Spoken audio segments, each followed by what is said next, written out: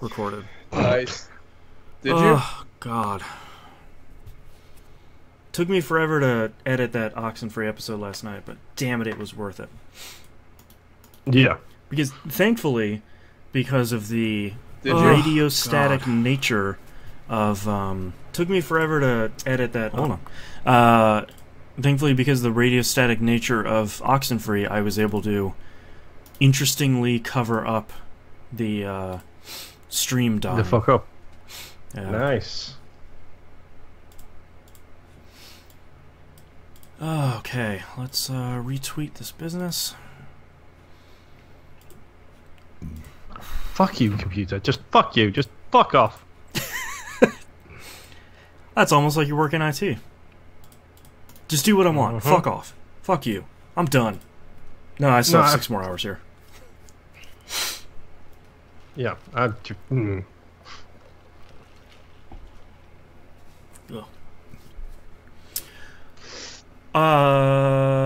Knobs, I don't think we talked about Spider-Man Homecoming. How was it? We didn't? No, you were off No. last week. Oh, did anyone else watch it? No, Nope. No, I don't. No. Shoo, shoo, shoo. Go see it. Yeah, boy, that'd be great if I didn't have a fucking kid. Yep. I just that'd be put a great if sock over her mouth. It'll be fine. Yeah. No, jeez. but seriously, it was really good. It's exactly what Spider-Man needs to be. It That's seems good. like it's fun. It is that. Yeah. It is that, like, a lot of jokes, and falling very, very poorly just because it's a teenager delivery. Yeah. And which makes it kind of endearing.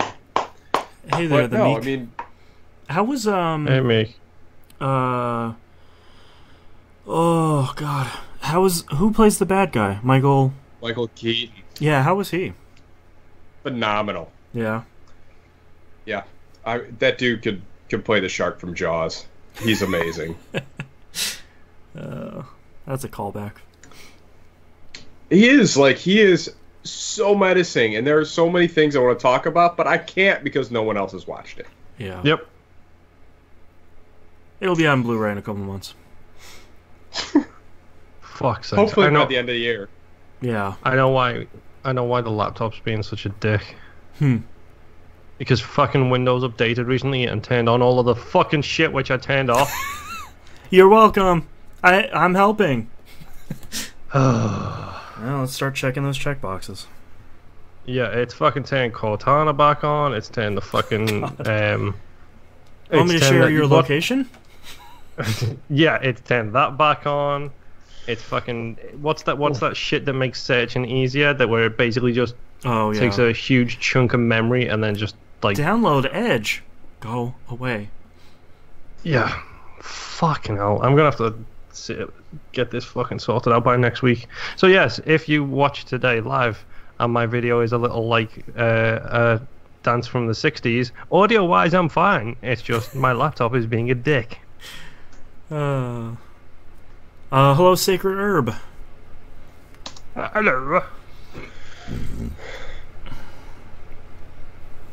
Oh man. Knobs, did you watch the Castlevania animated series yet?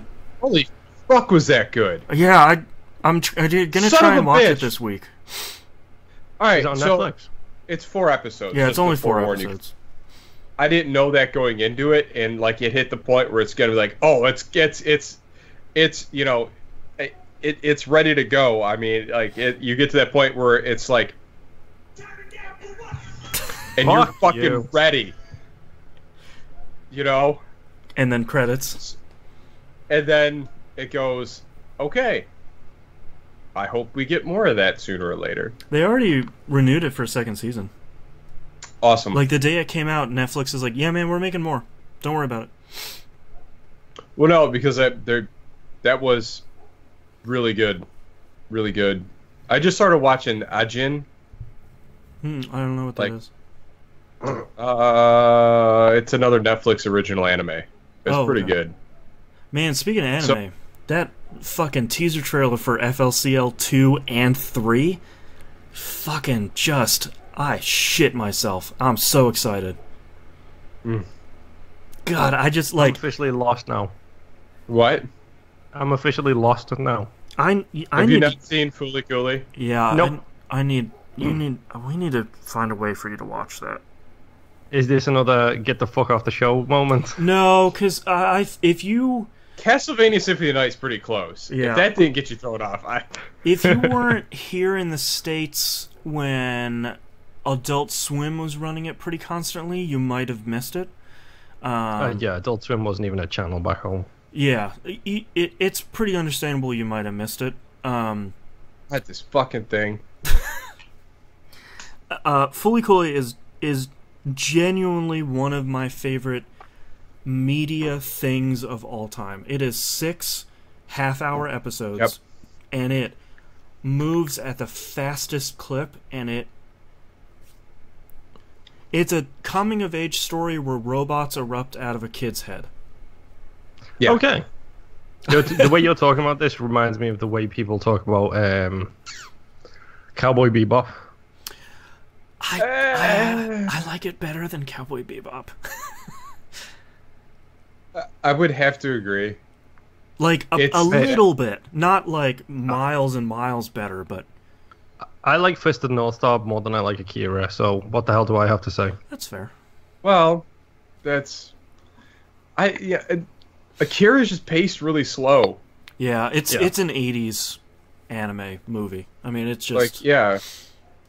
So is Like, Fist of the North Star? But Fist of the it's North just Star like- is like, yo, 2 minutes in, some dude's head explodes. Yeah, I mean, it has that going for it. I think Fooly Cooly is... You'd really like Yant Zero then. Yeah, Like, you really would. really like it. I think Fooly Cooly is something that's really special, and it came out so long ago and was so short and densely packed that when it finished, I think everybody that watched it is like, that was amazing. We're never going to get anything else like it ever again. And like a year ago... And then Dead Leaves comes out. Well, yeah. And then a year ago, Adult Swim is like, hey, we're going to work with the company who made that before, and we're just going to make more of it. And everyone's like, okay, I'm cautiously optimistic, but the two companies that are right for this are working on it. And when they released that teaser trailer, they not only announced Fooly Cooly 2, they announced Fooly Cooly 3. So now I don't know what's going on anymore, and I am so excited. Because the footage they showed and the music they played is 100% right. Just perfect. It's so perfect. It really is. And it looks... God fucking damn it. You better hope I never get it. You better hope I never get a soundboard. Like, if this portion of the YouTube video or Twitch video is muted for some reason, you can thank Knobs. It'll still be muted, dude. They mute it for like 30 minutes. I know. Okay, no, really? Yeah, they mute it for a really long time. Like 15 minutes on either end. How is that possible for a clip like that? Robots here turned down for what? And they said, well, clearly you're playing the whole song, so we need to mute a half an hour. Just to be safe. I should write down a note saying, check out YouTube for the audio, and just hold it up every time Nobs plays it. No, I got an email from YouTube the other day that the Have You Ever Seen a Wet Koala episode is unsuitable for advertisement because it's not ad-friendly. What the fuck? I think that was the episode Knobs dropped the C-bomb on it and the robots found it. Like 7 weeks later. Wait, hold on. I never said the C word. Oh, 100% you did. No. Yeah, you did. No. Yeah, you did. No. I think it was even so harsh as to be like, I think it was like a bucket full of C's. Yeah, you were going off. You dropped it hot. Wait. Which see you next Tuesday? Yes, that one. Yes. No, I don't use that word. 100%. You were in full like berserker mode, dude. Mm-hmm. When was this? I think you were talking about your neighbor. Yes. You were talking about him talking to Garrett, I believe. Oh, okay. Yeah. All right. You were in rage mode, dude. Like... Moon and I could have left, and you would have kept going. Like, you were understandably upset. Mm-hmm. I didn't realize. I thought that was before we started recording. No, we talked about that before we started recording, but that, as usual with you, your mood flows to the pre-show. Yeah. They didn't demonetize the entire channel, so I don't really care. Plus, we make like 4 cents from every episode, so I don't really care. Oh yeah. Yeah, we're maybe in about 5,000 years you can buy me a new laptop, Boston. Yes, that's true. Please watch this video 50,000 more times. Mm-hmm. That is bananas. Can we just I don't remember saying that. I believe that you don't. Do you remember stuff you said yesterday? What? Exactly. It's Knobs' memory quiz. What game did we talk about yesterday for half an hour? Oxenfree. Castlevania, Symphony of the Night. What do I win? You win the next game, which is Symphony of the Night. It's okay. He already owns it. He's playing it. I saw him playing it today. You better get started too, because there's a lot to do in that game. Yeah, you have an uphill climb. I like that any game, Knobs, any game you've played before, you're right on. Any game you haven't, it's like 2 days before we record, you're starting it. Yeah. Hey, welcome to school for me. Like it's English class. What? I need to learn the time value of money by when? No problem. Okay, so yeah, clearly this issue is just fucking on my end because I've got the stream going on my phone so I can keep an eye on the chat like I always do. Mm-hmm. And clear as a fucking crystal, skipping like a motherfucker. Oh, God. Computers. I don't get it, man. Skype. Yeah, just... Oh, shit. I wonder if my thing expired.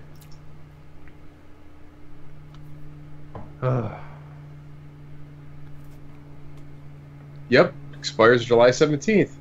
Son of a bitch. Well, you think you need to go to the doctors to get it refreshed? Oh, wow, buddy. That was a big sneeze.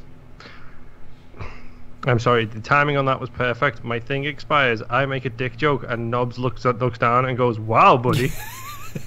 You alright down there, buddy? You can't write this shit. Oh, God. Alright, let's get started in a minute. We'll give people another minute or two here to hop in. Cool. Before we start the show proper. I'm pretty sure I haven't written down all of the games I played, or even most of the games I played, but I don't fucking care. I've got 3 games, that's enough for right now. Because I want to talk about one of them for a while. The Meek says, off topic, Boston, but what is Musim's house's name in Massive Chalice? I'm starting a game right now. Dude, we were playing that way too long ago. It might be the Carousel.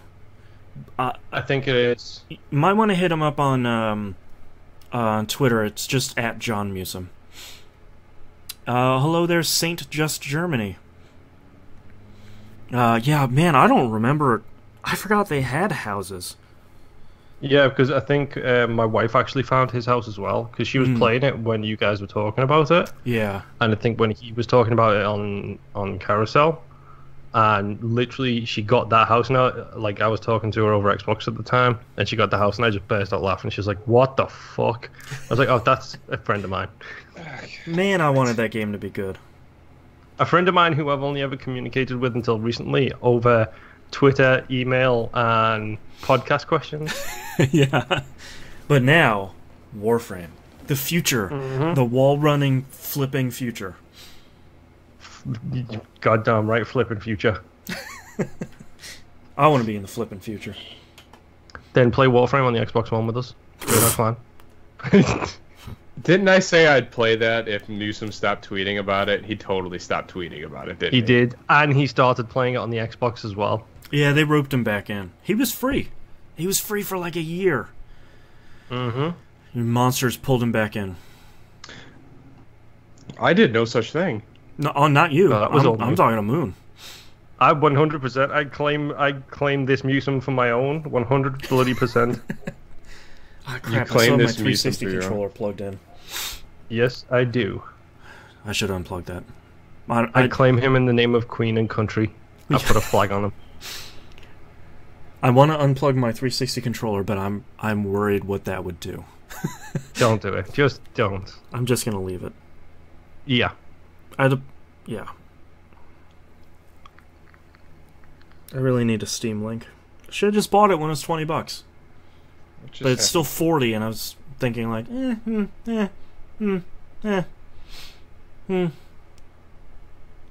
Before I can even think about a Steam Link, I need a PC. Yeah. Man, this poor PC of mine. I needed to buy one like 2 years ago. I should have done that when I was, working. Working I a wish job the that front made of my money. laptop had a fucking date on it, because then I could What? tell you how old this thing is. Yeah, how old is this thing? 4 years? 5 years? What is happening? I don't know. Hello, Houston? Can you hear me? You still there on the ground? Cancel. Oh, you motherfucker. The only thing that we can see is the screen sometimes flashing white on Knobs' face, and I imagine him like controlling a drone in enemy territory. Just being like, no, you don't.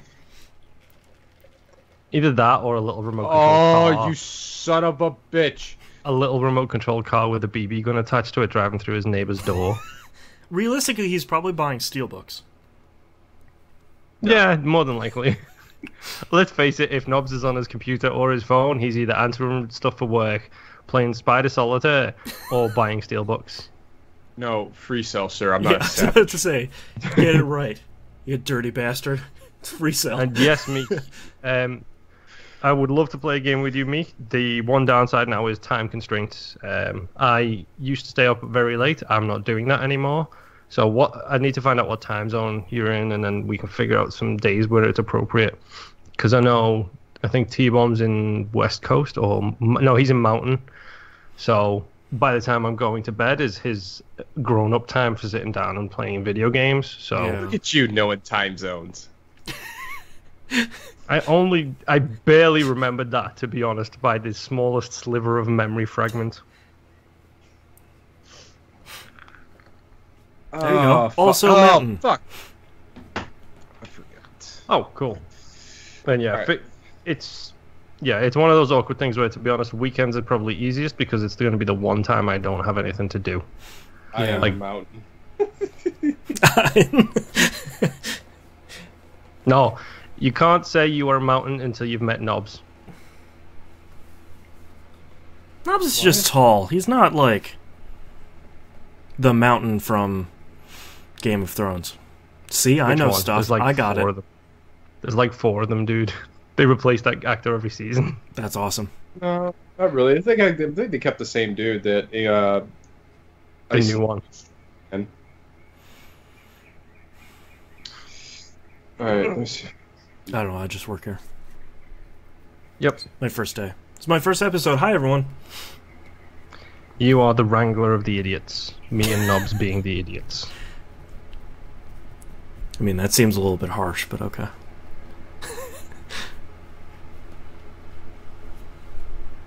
You know it's true. Look into your heart. God damn it. Thanks for that. Now that fucking song is going to be stuck in my head. I was making a Star Wars quote. What song? The 80s song, Look Into Your Heart. I can't sing. You should sing a little more, because I really don't know it. No, we're No, playing. I'm not singing it. I can name it in 6 notes. I can name it in 5 notes. Shit, he got me. Go ahead and do fucking it. singing it because I don't fucking sing. Let's sing it last episode. Well, that's just In a if we have joking technical manner. problems. In a joke manner, yes, I will do an occasional sing, but actual songs, no, because my voice is horrendous. I openly admit that. Hey, I lost my heart to a Starship Trooper, flashing lights in hyperspace. God damn it. Because you know the battle is never ending.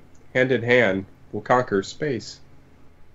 The only song that popped into my head because we were talking about Fooly Cooly before was that Lords of Acid Super Sexy Space. Great. That is a great anime music video. It's so perfect for that show, too. Yeah. Alright, you guys ready to kick this thing off? No. Yes. Declaratively, no.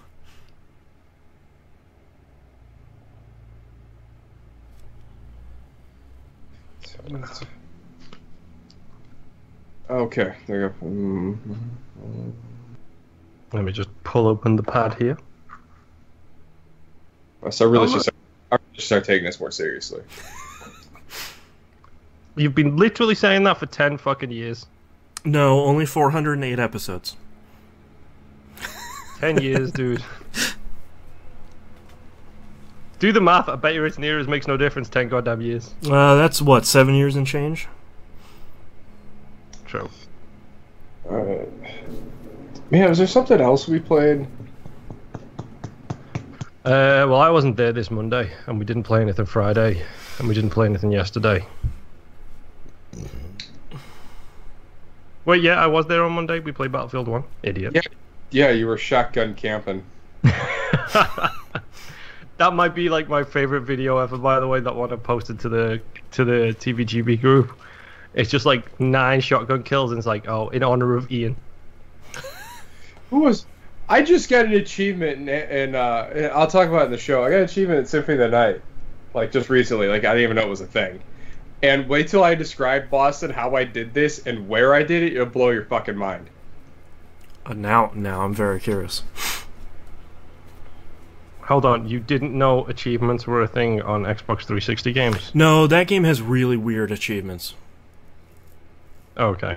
There's like 8 of them, and they're odd. Is it like fucking Isaac, where it's like dead simple, platinum god? No, they're all easy. They're just like 4 of them are things you just don't do.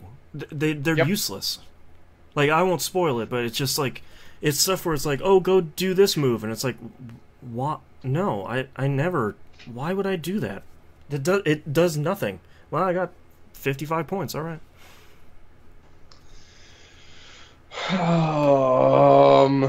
I feel like I'm missing something. It'll come to you as soon as we take our first break. Yep. Are you missing the sunglasses? Because you do need to put them on. Why, is my future that bright? No, the shirt you're wearing. Oh. I know. They live. I don't have a pair of glasses that are like those Ray-Ban, like just black. Did you know all the fucking glasses are made by like one company? Mm-hmm. I did not know that. Oh, I just watched that Adam Ruins, like... Adam Ruins Everything. Yeah. Yeah. So I just watched that, like, it's amazing. Like, this company just scoops up everyone and everything just is... They're in control of the market 100%. And they own all the people that are giving you prescriptions, too. Like Sears, Target, Lens Crafters, Optical Vision, something... But my eyeballs need fixed, like .com or something. My brand. Like, it's... Specsavers. My brand. I've got Specialized.tv. I guess, but no, I have Specialized. I missed that commercial. The thing is, I never remember it's a commercial. I always remember that Mass Effect parody video where it bugged out and his eyes are huge and they have no eyelids. Yeah. I have special eyes. My brand. My brand. God, it's so good. All right, you guys ready? 1 second. Yes. Now we're ready. Time to get the serious lights on. Yeah. I wish I had a clapper and just be like... That'd be great if it actually worked and you're like, ah, shit. Yeah. Who's been in my house? We've got... Yeah, like, and then it drops the call. Like, it's hooked to the plug. I've had enough. Out. Alright. Let's get started in 3, 2, 1. Welcome back to another episode of That Video Game Podcast. I'm your host, Boston. Joining me as always is Knobs. And Moonpeer. Bonjour, mi amigo. Jesus. This is Moonpeer's last episode. Thank you, Moon. We recorded, and it's out now, our Game Club recap episode for Oxenfree. It is really great. It is only 6 hours. You should go play it. Yes. 100% recommend that game. Yeah. And our next game is a classic, a blast to the past that 1/3 TVGP has not yet played. Castlevania Symphony of the Night. We are breaking Moonpeer in for one of the finest Metroidvanias of all time. Yeah. And I hope he enjoys it. It's required reading. That's on the syllabus. Yeah, I was just about to say I was on probation until I finished that, aren't I? Yeah. You had your learner's permit, and now you're gonna graduate. You'll be able to get your license for Ori and the Blind Forest after this, which is also a Game Club game we'll get to later. Yeah, I own it. I'm just terrified of starting it. Why? It's fine. It's good. Why would you be terrified about starting anything? It's true. Don't let fear hold you down, Moon. That's true. It's just an incredibly sad and difficult Metroidvania. What could go wrong? Yes, exactly. What could go wrong? Yeah. All right, Knobs, what have you been playing this past week? All right. Well, we had Monday Night Game Night. Played a little Battlefield 1, and the Sweeper Slaughter, continues. Oh, I mean, like that gun has made a world of difference in the amount of fun I'm having with this game. It's also your new indie band name. It is. The Sweeper Slaughter. Yep. We're opening for the Dropkick Murphys on April 23rd, 2020. Dropkick Murphys. Be there. Be there at the Odeon. Be there. Yeah, we edged out. What was the other band? That was another band that was like that. I can't remember. Corner. No. Real Big Shotgun Fish. In the corner. At the Agora. At the Grog Shop. Just ahead of 7 Mary 3 at Peabody's Down Under.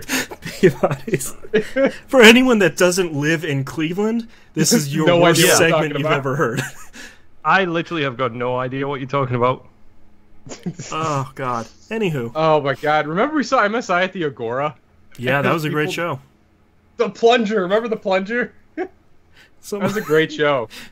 It's that we saw Mindless Self-Indulgence in college, and I swear that place was packed with about 50 people in it. One person, it was easily the hottest show I've ever been to. One person was wearing a full-on cow costume. I don't know why. That dude ended up on stage. Of course he did. And someone else was carrying around a plunger that at some point the lead singer grabbed and then plunged that dude's face and threw him off the stage. I remember you guys talking about this plunger incident before. Oh my God, was it on the show? Is it coming back? Yeah, yes. It's possibly. You have talked about the plunger incident on the show before. We've come full circle.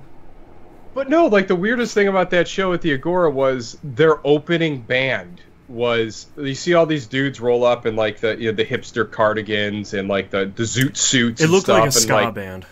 And I'm like, oh my God, we're gonna have to suffer through ska for like 20 minutes now. Yep.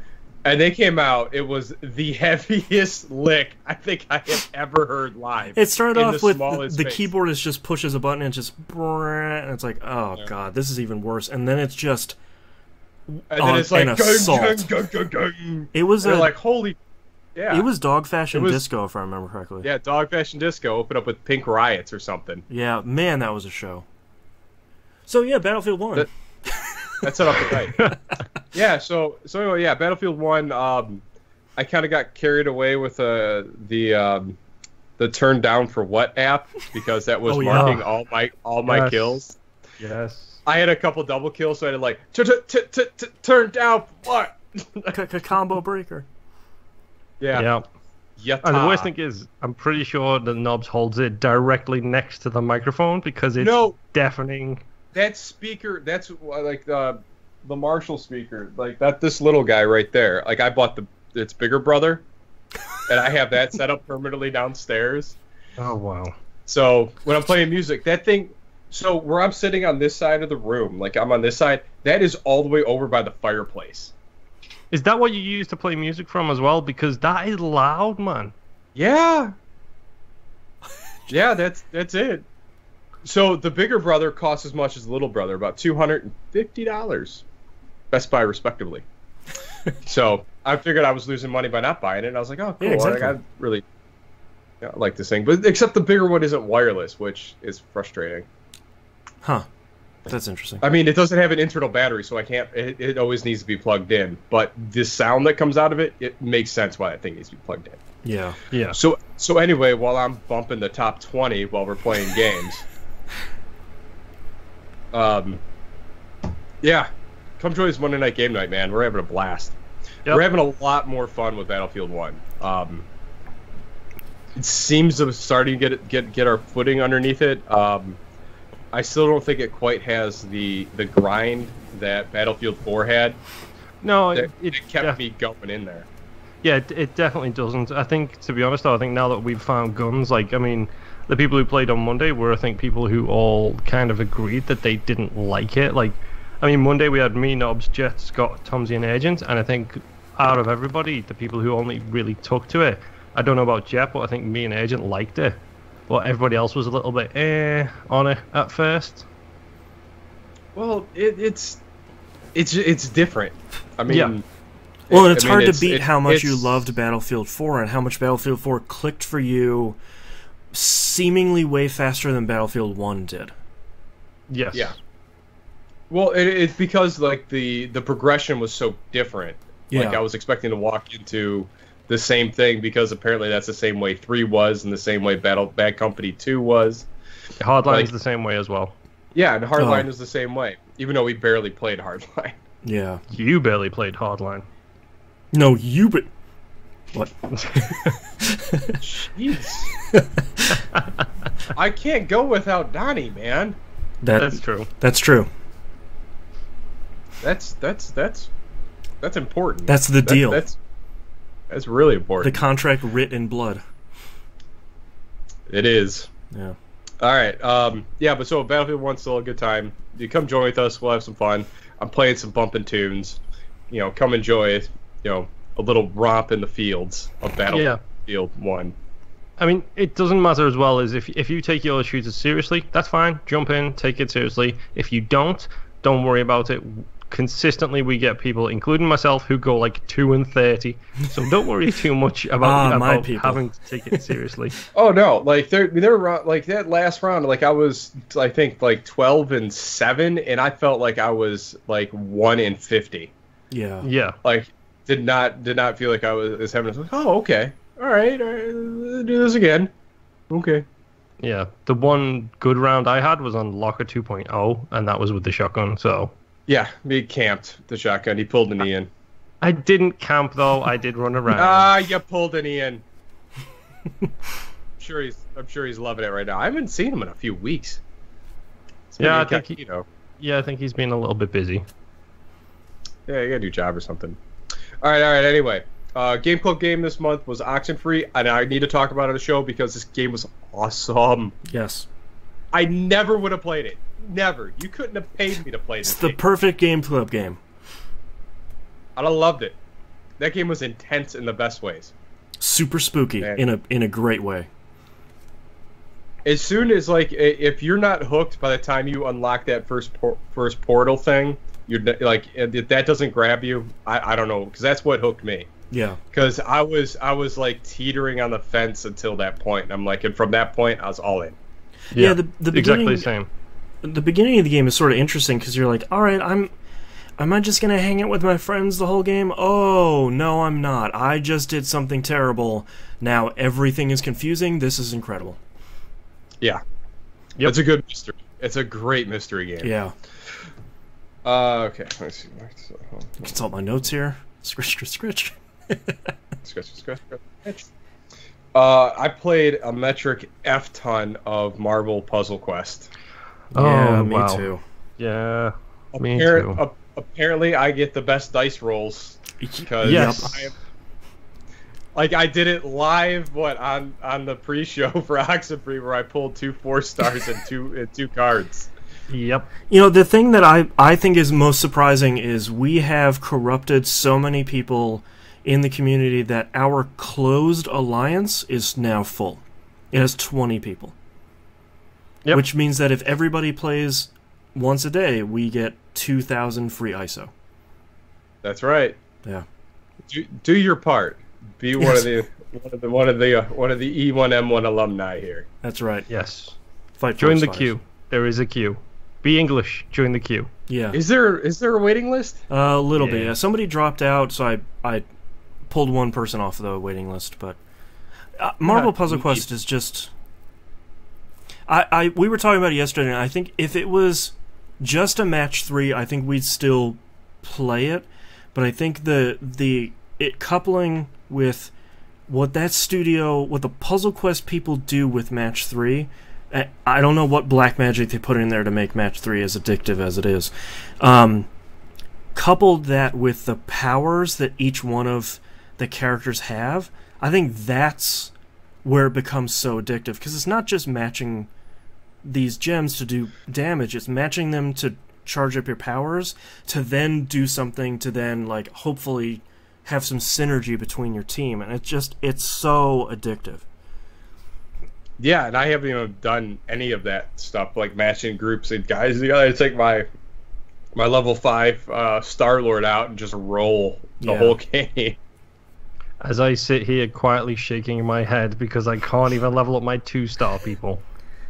It's a snowball rolling downhill at some point where you're like, oh, these guys, I can champ these guys. Oh, I champed 5 guys. You know, it happens. Well, it's the amazing thing. Like, I really have been paying as little attention to any of the systems. I've just been playing the game, like just putting the work in, like the grind. Yeah. And then, like, I just seem to be getting rewarded, like, ridiculously well for this. Like, yeah. I don't know what magic it is, because normally I'm the one that gets boned by this stuff. Yeah, and I think that's one of the I think that's why Marvel Puzzle Quest has been so popular for so long, because it's been out for more than 3 years. I think is because the game scales very well to your overall team's power. So if you're like Moon and I, and we don't have as powerful as a stable as Knobs does, the game is going to be as difficult as our team can handle, where Knobs is going to get better rewards because his team is higher leveled, but the difficulty is going to be appropriate. They have these things called clearance levels when you start an event. It's basically, you know, here's the maximum you can go to, and you should get rewards that are appropriate and can kind of keep you going on the next steps. And I think it's not like, here's a PvE event and we're assuming you've played for 4 years, so everybody's level 300. And it's like, what? I can't do any of that. Like, that would be impossible for me to play that game at that point. Yeah, it's balanced perfectly. Like, the amount of games I've played where the balance is so off that you just feel like you're getting punished. Yeah. And we talked about it last week with Avengers Academy. Like, the balance is gone now. It's pay or lose. Yeah. And yet 3 years. Oh, did you finally delete that? Oh yeah, yes, you were here. Yeah, I finally got rid of it. We were talking about it last week. I felt punished for not paying, and it wasn't even before. Like, the biggest design problem that Knobs ran, and actually anybody who played it, was, well, I paid for this character in this event and I didn't level them up by the end, so I have to pay more to level them up later. Like, you're sort of getting boned both ways. It kept getting worse and worse every event, where basically if you weren't paying, you might not get all the characters or see all the content. And that's like, well, I should be able to put in the time and at least get everybody. And if I can't do that, then all I see is... it's not free to play. Yeah, it's not free to play, and all I see is, like, the brick wall just getting higher and higher in front of me, but moving closer and closer. And at that point, I'm not having any fun. It's got to go. I'm having fun with Marvel Puzzle Quest, and like we talked, I can spend $10 a month on that game for the VIP, and I get a ridiculous amount of of rewards that feels like I should have spent $50 on it. So I'd rather give them my $10 a month than Avengers Academy. Is that VIP $10 a month? Yeah. Yep. It's $10 every 28 days. I didn't realize that when I bought it. It won't re-up automatically. Oh, all right. It'll prompt you and say, like, look, if you do it now, we'll give you an extra legendary token, and your alliance members all get a command point. Command point. Yeah, so like everybody wins. Which, by the way, thank you for everyone in the community who has been doing the VIP pass, because I've got like 11 command points now, and I ain't done nothing. Yeah. I put no money into this at all. Alliances are great. This game is great. Oh yeah, like every other day it seemed to get like 3. Yeah. And this is awesome. Because that was something I was like, man, how do you earn these things? And I got like 1. I'm like, oh. I mean, this is Baltimore. That's another thing that I think, you know, coming off of Destiny, as Destiny 1 is winding down here and starting to transition to Destiny 2, I think you can compare the Alliance system of a very small game of Marvel Puzzle Quest and combine it to the clan system of Destiny. Clan system in Destiny does nothing. Yeah. That's no exaggeration. It displays a little name of your clan underneath you, and that's it. The thing about Marvel Puzzle Quest is your entire alliance, just by playing the game, is naturally helping other people. And this is even removing, like, I'm going to send free stuff to my Facebook friends, which is usually a system I turn off, but you're just sending, like, great free stuff. It's this thing where they have managed to take a free-to-play game and genuinely and intelligently incentivized you to spend money, because the perception and often the reality is you're going to get more out of your $10 than you think you should. Where you look at the whole, you know, spread of items you'll get and you're like, wow, that might be like $30. That's $10 and I can help everybody in my alliance, and this, yeah, okay, yeah, sure, I'll spend $10. Why not? I've got that money. Yeah, and that's like usually like when it goes to like bug your friends on Facebook, like I usually something I never do, but this one it just pops up. I'm like, all right, sure. Yeah, send them some free stuff. Yeah, send them some ISO 8. Yeah, I mean the VIP thing as well. Like the $10 for the VIP is such a fantastic idea, because we've all played quote unquote free to play games. So we all have that experience of seeing what other games offer you for that same price. Right. Like, for example, I am still playing Animation Throwdown. I may be doing really quick because they've added yet another event into that, which is just taking too much of my time up. And your $10 will go nowhere. Exactly. It will literally go nowhere. Like, there is nothing you can get for $10 in that game that will make the slightest bit of difference. Yeah. Whereas this, it's, oh, hey, you know, yeah, you don't get it all up front, like we were talking about last week, I think it was. Yeah. You don't get it all up front, but you will definitely get your money's worth. Yep. I mean, you get like $20 worth of hero points. For those that aren't playing it, it basically expands your roster. You for your $10, you get double the amount of hero points, and that's only 5 of the 28 days. Yes. I think it's really impressive, and I know they haven't had the VIP program there for very long, but man, that's a system that I wish more free-to-play games would do, because I will spend my $10 every month. I can budget that really easily, and I get an incredible amount of value, and I don't feel guilty spending... Not only do I not feel guilty supporting the game, but I am well rewarded for supporting it and continuing my streak for 2 or 3 different reasons. Yep. Yeah. Yeah, no, that's a good game, and it's fun. Like, granted, it's a dumb match 3, but like Boston was saying before, the powers and the combination of characters make everything work, make you want to play it. It's weird. Yeah, it's weird that I want to play that game. Yeah. That's weird. So I had error pop up on my thing, and Donnie sent me a text message literally at the same time. So I heard that bong and my wrist vibrated, so it was a little freaky.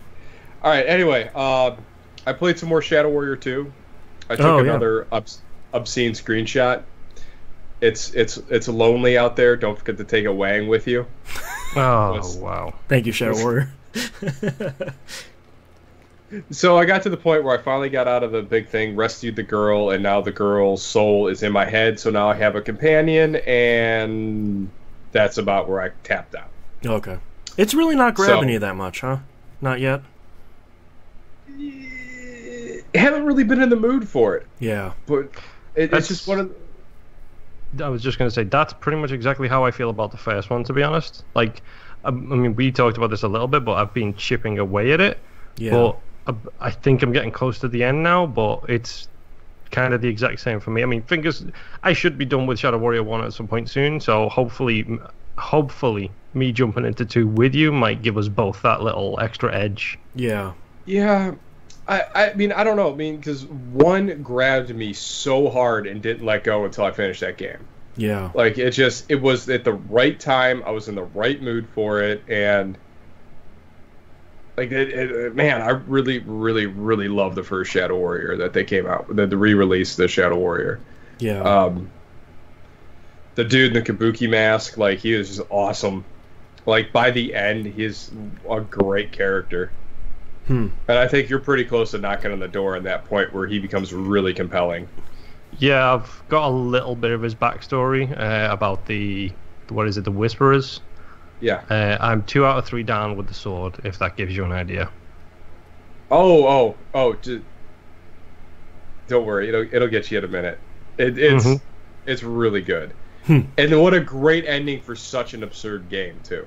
Yeah. Like, that ends so well.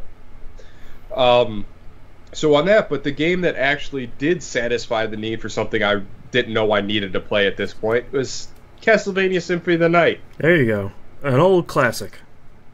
Yeah, so I started a fresh save. I have no goodies or anything going into it, and I really forgot how hard that game is on the front end. It does not pull any punches in the Rondo of Blood portion? That very intro part? Oh, no, I think it's Bloodlines. Oh, Bloodlines, yeah. Where he plays Richter. Yeah, that one, and I forgot about that, and then I totally forgot that if you hold down X, you can whip the whip around. Oh, just do You just hold it out there and just flail it. Yeah. So you get under his feet and you're just like... Yeah, just... Yeah. Hit him with the limp noodle. Yeah. It's great. But yeah, not that part, but when you're back into it, once death rips all your gear off of you. Yeah. Man, I've been dying a lot. Like, I go, because you always go back to remember when you're going through and just crushing the game. Yeah. Like, you either have like the shield rod or that fanny sword thing, and you're just rolling through. Everything's a one hit. Just get out of my way. Yeah. And I'm like, oh man, I got to look at these a little more strategically. Like those skeleton batarang people. Like those things have been annihilating me. Did you level up at the beginning with all the mer people? No. I always spend like a minute or 2 there and get like 2 or 3 levels just to make like that first boss battle a little bit easier.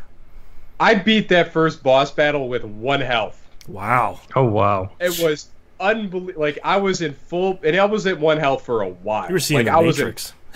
I was in full panic mode. I was knocking him. He was hopping back up there. And then they got the big fireballs. Buster knows exactly what I'm talking about. The poof, poof, poof. I was doing like the backslide dash like an expert. I'm like, dude, I forgot how great I was at this game. And then I go to the next room and get killed, and I got to do it again. Oh man. Oh, before the show, you were talking about an achievement you got. Oh yeah. So anyway, I got an achievement. It's 10 consecutive kills without getting hit with a sub weapon. So, okay. All right. So you know the part where you get down into the bowels of the castle with the ferryman. Yeah. And like I just got the holy item, which is just a snorkel, and it's so stupid. It's great. It's literally a snorkel, and it's called the holy item. The holy item. Game is so dumb. I love it. It's great in the best worst ways ever. Yeah. All right, so I'm in the bottom when I'm fighting the skull pillars, like the dragon pillars. Yeah.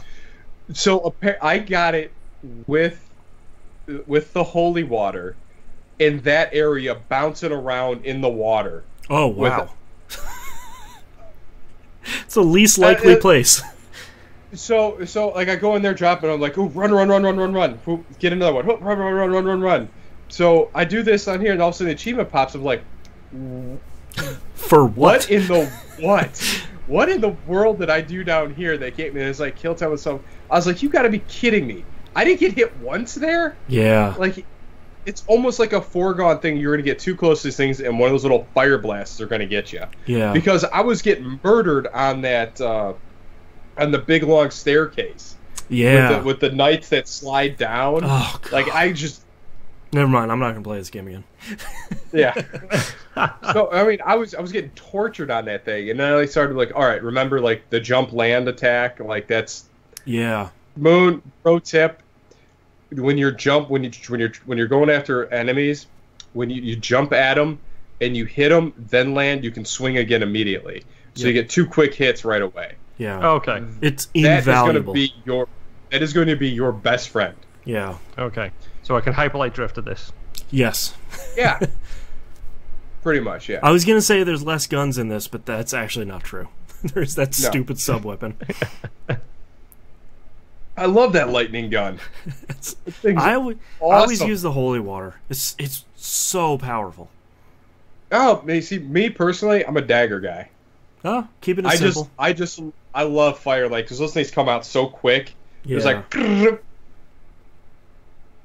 rapid fire with that thing, man. I love it. Yeah. Granted, you peel through a lot of hearts. Not as much as with those axes, though, man. Those axes eat up your heart so quick. Yeah. Man. They look cool, though. That game is so good. It is, like, so far, like, I got the invisible cloak, and I'm using the British cutlass right now. Nice. So, still trying to find better weapons, and I completely forgot the terrifying, like, the cursed weapon cannot hit, like, demons and specters and stuff. Oh, yeah, I forgot about that. I never used that thing. Yeah.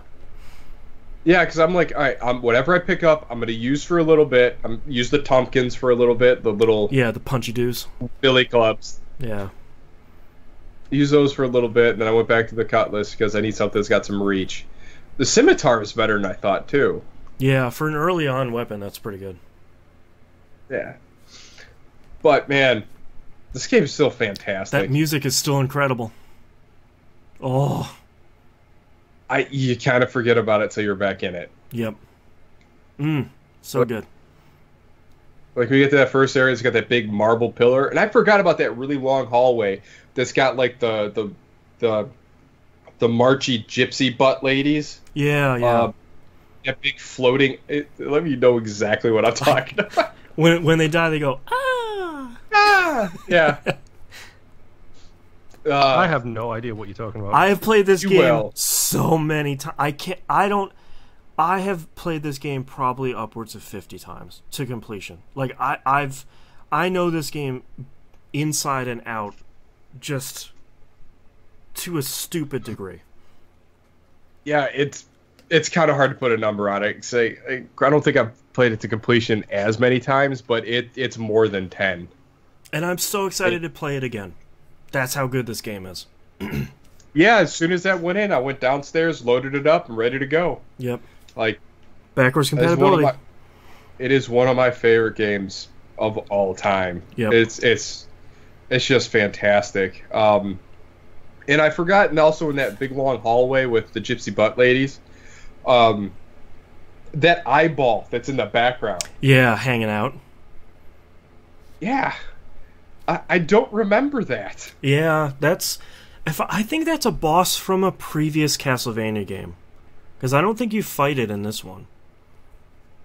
I don't remember fighting it. No, but yeah, then like as I'm like going through this, I'm dreading like fighting Legion because that boss sucks. It was literally the boss I was just thinking of. I was like, man, what's it called? The one that's made out of dead bodies that have the dead bodies raining the whole time? That guy sucks. And The giant flies. Yeah. Oh. I used to dread fighting that giant yellow armored guy until you realize that's when you get the Alucard shield, like right before him. As long as you keep the shield rod, like, you sleep your way through the rest of that game. Yeah, Alucard shield rod. Man, there's so much stuff in here for you to figure out, Moon. I cannot wait to hear what your experience is with this. Probably going to end up being very, very different to you guys. You guys know all the Elite Pro strats. I am a total noob when it comes to this game. I only know who Legion is because he's in that Castlevania 360 game where you just do boss rush with 6 people. Oh, yeah. Castlevania Harmony of Dissonance? Yeah, yes. Castlevania HD. HD. Yeah, that was a great looking game. Was. Real weird. I think Legion might also be in the first DS game, not Dawn of Sorrows, or is it Dawn of Sorrows? Aria of Sorrow. No, the first DS one. Yeah, Dawn of Sorrow, because it's Castlevania DS. Yeah. Yeah. And then they did another one and called it I something think he's else. in that. I think he's in a whole bunch because once you make that sprite, might as well keep reusing it. You might as well use them. Marvel vs. Capcom 2. Yeah. Yeah, because he's in like a lot of those, like all in the other most of the Castlevania games. Man, it reminds me, I still haven't finished Order of Ecclesia. I never did too. I got to that second castle and it was so much harder, and I was just like, I can't do this right now, and I never did it. Yeah, there's no amount of grinding to help you through that back half in that game. You just have to be good. Man, I forgot that one had spells and stuff in it too, man. I couldn't even imagine getting back to that game right now. Yeah, remember you put a different spell on each arm? Yes. Man, that game was tough. I loved it. That's the only one I don't think I've finished. I was just thinking, if there's one thing Konami really needs to do, bundle up all of those things for PS4 and Xbox One. Don't even really remaster them, just put like all 5 of them out, like all the DS and the 3DS ones on PS4 and Xbox One, and charge like $20 for it. That'd be a hell of a collection. I could finish Order of Ecclesia for once. Oh man, yeah, or just do the Vaseline thing that they did with on the 360. Oh, I hate just that smooth stuff. everything out. Ugh. Ugh. It doesn't look all that rough on a big screen, but right. Well, that's what I've been playing this week, and I want to get back downstairs so I can play some more Castlevania. So, all right, Moon, what have you been playing? We did mention it when Nobs first started, but I'm going to once again bring up Oxenfree. Mm-hmm. Yo, listen to the Game Club. Play that game. Well, there is a reason I'm mentioning it again. Wrong order. Play it and then spoil. Yes. Episode. Yeah. It's only Play 6 it, hours. then listen to the Game Club. Yeah, it's... Yeah, play Oxenfree. That's all I have to say about that. We talked about it on the show, just real quick. It's a really tight 6 hours. It's not... walking simulator is the crappy genre that people want to... The genre isn't crappy, it's people's attitudes, but they were like, oh, I'm just walking for 4 hours. This is a really tight 6 hours that never really lets go. It reminds me a lot of, like, Dead Space 1. That game was 8 hours, I think, but you were never bored. That game was moving the entire time. Yeah. It's the exact same thing. They deserve your money. Yeah. So, if it's still on sale, buy it for $10. If it's not, it's $20. It's well worth it. It's well worth $20. Exactly what I paid for. It's a steal for 10. Yes. Yeah. I got a steal. Yay. After Oxenfree, I played some Overcooked with my wife. Oh yeah. That game is still so much fun. That's really a great party game. Yes, really, really difficult. Yeah. Like, it scales so well to the amount of players. Like, just after we got married, me, my wife, and Holly, friend of the show Holly, played it. And it scaled so well to 3 people being there. And then when we've replayed the same levels with just my wife and I playing it, it scales down the difficulty so it's suitable for 2 people. Like, it works really well on that level. And it's really simple. It's like 3 buttons. Yeah. Prepare food, make food. It's that type of game. You've seen it since, the 90s. You've seen that type of game. Yeah. they just do it really well, especially when you're on the moon and you have to put ingredients into a chamber to send that chamber to your partner who is doing the cooking. Oh, that's great. I had no idea you went to the moon. The last level I've seen was you're cooking on 2 moving trucks that sometimes separate from each other. Yes, the food trucks ones are a little annoying sometimes. There is also the lava levels and the ice levels. Great. And the ice levels is the section that might drive you crazy because yes, you do skid around. Oh no! And let's say you put food in on a pan. You cook the food.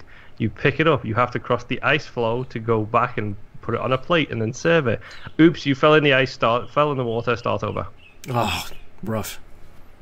Yes. So be careful when you're playing Overcooked. But that is genuinely a fun game. And a minor nightmare to my OCD because that is the reason I have a 1 at the end of my gamer score right now. No. Oh my God! Why? Yes. I thought we were over this. It starts when you get your first level done. It gives you an achievement with a 1 at the end. When you get 3 stars on every single level, you get an achievement with a 9 on the end. Go to hell. Yep. So we will probably get back to that at some point. Ideally, we probably need to carry on playing it soon so we don't lose our touch with it. Yeah. But Overcooked is really fun. The story is ridiculous and fun in that way as well. Like, the game is just genuinely a nice, stressful but quality time where you can just laugh things off. Like, oh, I bumped into you, and oh, something got dropped or a rat picked up something. Yeah. It's fun, not stressful. It's stressful in the correct way, I should say, like where it's antsy, not nerve-inducing. After that, I played some Warframe. Hey, guess what makes a return to the show? Warframe. The flip-de-doo game. What is this game you're talking about? I don't know anything about it. Okay, Nobs. It is a flip-de-doo game where you literally flip everywhere and hit people with swords and guns. It's a Vanquish really fun. MMO. Yes. That's actually a really good way of describing it, to be honest. Yeah. Wait, I'm sorry, I wasn't paying attention. What was it? Never mind. Moon, the craziest thing they talked about this week was, hey, we're gonna add open world spaces to this. So basically, they're looking to out Destiny, which is awesome. Yes, they are, and they have been doing some things in there which I think does it so much better than the original Destiny did. Yeah. The way you group, the fact that, hey, guess what? You can do everything on your ship. Your ship is the place where you do all of your crafting and your inventory sorting, It's surprising. Just makes sense. Yes, exactly. They took logic choice and made it correctly. Yeah. I was fulfilling my, I believe we called it my junior Sherpa roles. Right. And showed T-Bomb Rocks the basics. Community member T-Bomb Rocks explained how the starting systems worked. I believe he was literally on like the 3rd mission in the game. So it's like, yes, this is how this works. This is how this works. Come with me, that, child. Ignore this. Yes. We'll show you the path. All of these other things till later. All that stuff doesn't matter for now. Yeah. We'll get back to that later when we're a little bit leveled. But it was fun, and I believe he did continue to play afterwards, because right as I was signing off to go to bed, Senior Sherpa Musum showed up and did the same thing. Nice. So it was a really fun time. If you'd like to play Warframe with me and you see me on, send me a message.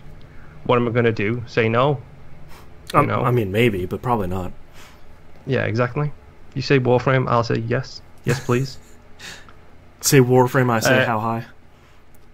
Yes. It's about, I think it's about 8 or 9 stories high is the jump. So that's how high. That's okay, literal Andy, let's go. My final game this week, which I played way too much of, and another community member gave me an incredulous message over, is Star Wars Battlefront. Oh. Wait, I thought you played whatchamacallit this week? Which? Shadow Warrior. Or was that last week? It was a little bit this week. That's why I mentioned it. I played about enough of it to mention a sentence worth in your talk of Shadow Warrior 2. Okay. Right. But yes, but Star Wars Battlefront. That game is so much fun. Yeah. Like, it legitimately is fun, and I was speaking with my wife about it. She wasn't a huge fan of it. She doesn't like laser guns. She, in fact, despises laser guns. I mean, if that's the hill you're gonna die on, I can appreciate it. I believe a quotation of hers is, "I hate the pew pew gun action. I want real guns." Fair enough. Which I can understand why she feels that way. It's the thing I don't understand. So it's this laser gun. Why does it have a kick? There's no combustion. Yes. Like, Fair. like that's the thing that drives me. Why These is are there all good barrel points. drift on a laser weapon? Why? I don't know. Physics. Yes, but from the very get-go in that game, I wasn't a huge fan of it when I first played it. I was playing it in first-person mode. I wasn't a huge proponent of the game. It felt a little odd, and then when I went back to it, I started playing it in third-person mode. Tomsy said he's had way more fun with it. To be honest, it removes the expectations that you are playing Battlefield. I think that's the biggest difference it makes. Is you're no longer playing Battlefield, you are playing Mass Effect multiplayer, you are playing a third-person action game multiplayer, and for me personally, it just removes that expectation of things being a certain way and happening in a certain order. Right. So it makes a world of difference. I feel like I can aim better, and because it's in third person, the camera's pulled out and it's behind you, so you have a much wider field of view of the actual battlefield, and it feels like you're seeing people a lot earlier than when you're jammed into first person view. Well, yeah, especially those maps with a lot of foliage are real hard to see. Yeah, exactly. Even though I can't imagine something that's sticking out more than white, but whatever, I still can't see it. You'd be surprised. White in the jungle. You might as well be wearing green. Yeah. Yep. Forest Moon of Endor, still a really difficult map to spot people on. They released all of the DLC for the game into EA Access. We have EA Access, so we got all of the DLC for it. They've done a bunch of stuff. We played a map on Jabba's Palace before. It's fantastic. Like, the representation they have of the different locations is incredible. And the amount of things they've added into it, both free content and DLC-wise, is so surprising. And it actually adds so much more to that game than what you got when it came out. Yeah, they really stuck with it. Yeah, when it came out, it was Hitman, it was Siege, it was, no, there's not enough content for me. Yeah. You know, and I can understand why people would feel that way.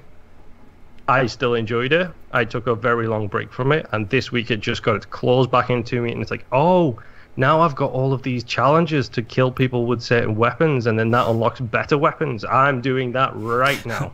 It's Battlefield. Yes, exactly. I mean, that's the strange things. They added Battlefield mechanics in the menus and the unlocks, and they removed it by having the third-person mode in there for the actual gameplay. Right. And now it feels fantastic to me. You know, and also they nerfed Han Solo's pistol because that thing was ridiculous. What, the DR-44, whatever the heck that thing was? To tell you how overpowered it was, Nob's got it very much almost right. It's the DL-44. Very memorable. Oh my God. I got killed by the thing hundreds, no exaggeration, hundreds of times. Yeah. And I was using it too. I couldn't kill anybody. Yep. I was shooting like a stormtrooper. My wife and I referred to that as being soloed when we used to play it. Yeah. And now it feels like people use it, and they have to be good to be able to kill you with it. They did a good job of balancing all of the different guns. Nice. The one thing I will say about it is I'm still not a fan of the flight controls in it. It feels very much like baby's first flight simulator. It's just... It's so simplified. It's everything you like. People in Battlefield complain the helicopter controls are complicated. You know, the airplane controls are complicated. Because it's a helicopter. Exactly. I was just about to say plane. Because it's an aeroplane and a helicopter. They are hard to control. You know, whereas this, it's very much a case of you turn around, you go up and down, and you shoot. And my biggest annoyance is the Call of Duty / Battlefield left trigger, right trigger, where you pull left trigger and you lock onto people, like it does tiny little bit of auto aim and you can see it zoom in on people. Yeah. They do that in the spaceships too. Oh, weird. Yes. Except the left trigger is like a timed lock on, so you pull it, you hold it, and you get maybe 5 seconds where all of your lasers, provided they have the red circle on them, hit them, no matter what. Blah? It like I said, it's baby's first flight game. It's ridiculous. That's weird. If you can get used to that aspect of it, it can be kind of fun, but it feels just so bad compared to the helicopter controls in like a Battlefield game. But yeah, if you want to play Star Wars Battlefront, hit me up as well. I'll play that too. Yeah. Well, yes, that is all I've been playing. A very long and busy week for me this week. So, Boston, what phone games have you been playing? Man, I have 4 games here, but I haven't played a bunch other than this first one. I have seen all of the other endings in Steins Gate Zero, and I'm on my way to the true ending now, which will sort of wrap up the whole thing. I've been struggling with this game. I really love the first one, and I appreciate how they handled the story in the first one. And the deeper I get into Steins Gate Zero, the more I'm continuing to wonder whether or not this was necessary. The game or the story? Well, I guess the story is the game. So far, and I obviously haven't finished it. So far, it doesn't have that same emotional punch that the first game did. Like, every ending was impactful, for good or for bad in the previous one. In this one, a lot of the endings are sort of like, okay, yeah, I made the wrong choice and I got a bad ending. Okay, that's fine. You know, I've seen some stuff now, and I know what happens when I make that choice, but it doesn't feel like it has that same punch that the first one did, where it's like, oh man, I made that wrong choice, and you know, that really sucks, or that's what happens when I sacrifice one thing or another. This whole timeline changes pretty significantly. And I so far feel like the level of the quality of writing isn't there. I think part of it is because the translation isn't as strong as the first one. Yeah. I don't understand why. This game is like 6 years old, so you could have taken another couple months to put it out. Most notably, there's a woman in the game that's sort of haunting you for a while, and she's in a black motorcycle, like one of those riding suits with a like a full mask on, and at the bottom where it usually says their name, it says "Women's on a motorcycle suit," and "Women's" is WOMEN''S. And it's like this is a character name. How did you get this so incredibly wrong when it shows up for so much of this game? There's a lot of stuff like that where it's just. So I don't know if those translation and editing errors are bleeding through into some translation and consistency issues. After Persona 5, it's something I'm always sort of side-eyeing on games for. Since Persona 5's translation was subpar, it has brought some of that stuff to the forefront. So I'm... go ahead.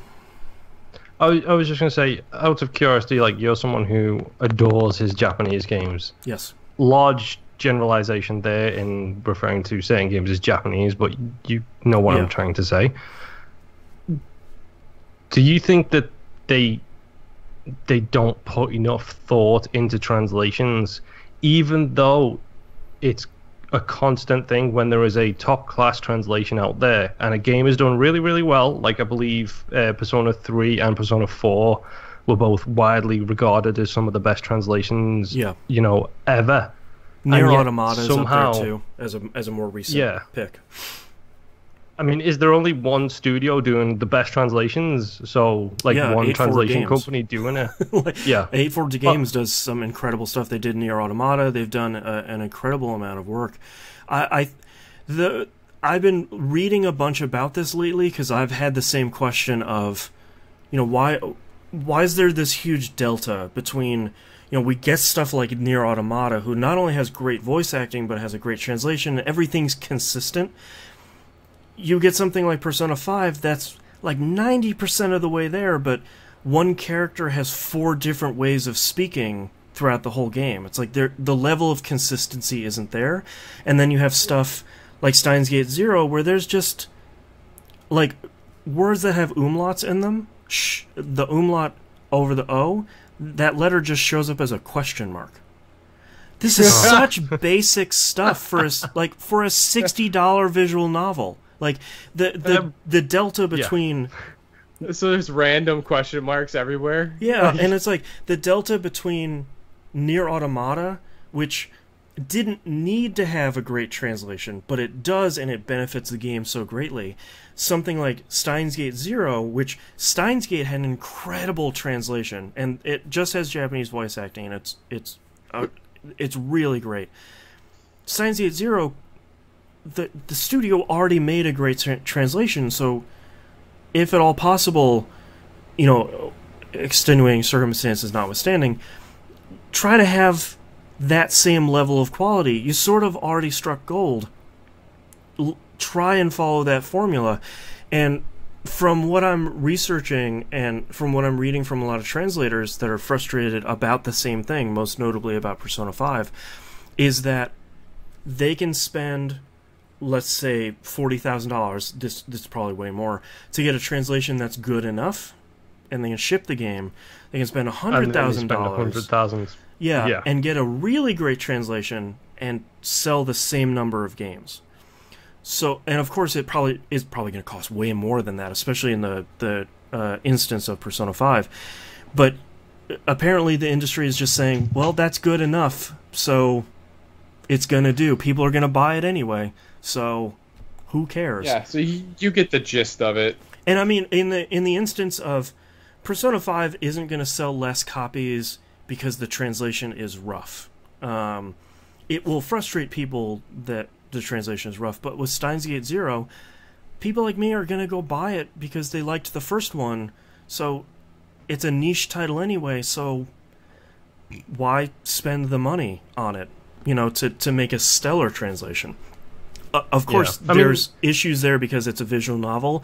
It's literally just text and static pictures, so the text needs to be good, but you were going to say, sorry. No, I was just going to say, I mean, to me, like, my personal belief is a amazing translation would sell more copies. Yeah. Like, you sold me on Persona 3, Giant Bomb sold me on Persona 4. Yeah. Like, because of the praise and also the fact that the translation is so great. Like, I think you even said when you were talking about 3, go play it, the translation's incredible. You don't have to know anything about Japanese culture to play it, just go out and play it. That sold me on the game. Now, granted, that probably maybe of everyone talking about how great the translation is, that probably did only sell 10 additional copies. So yeah, not enough to make a dent in the bigger red line, black line financial picture. Yeah.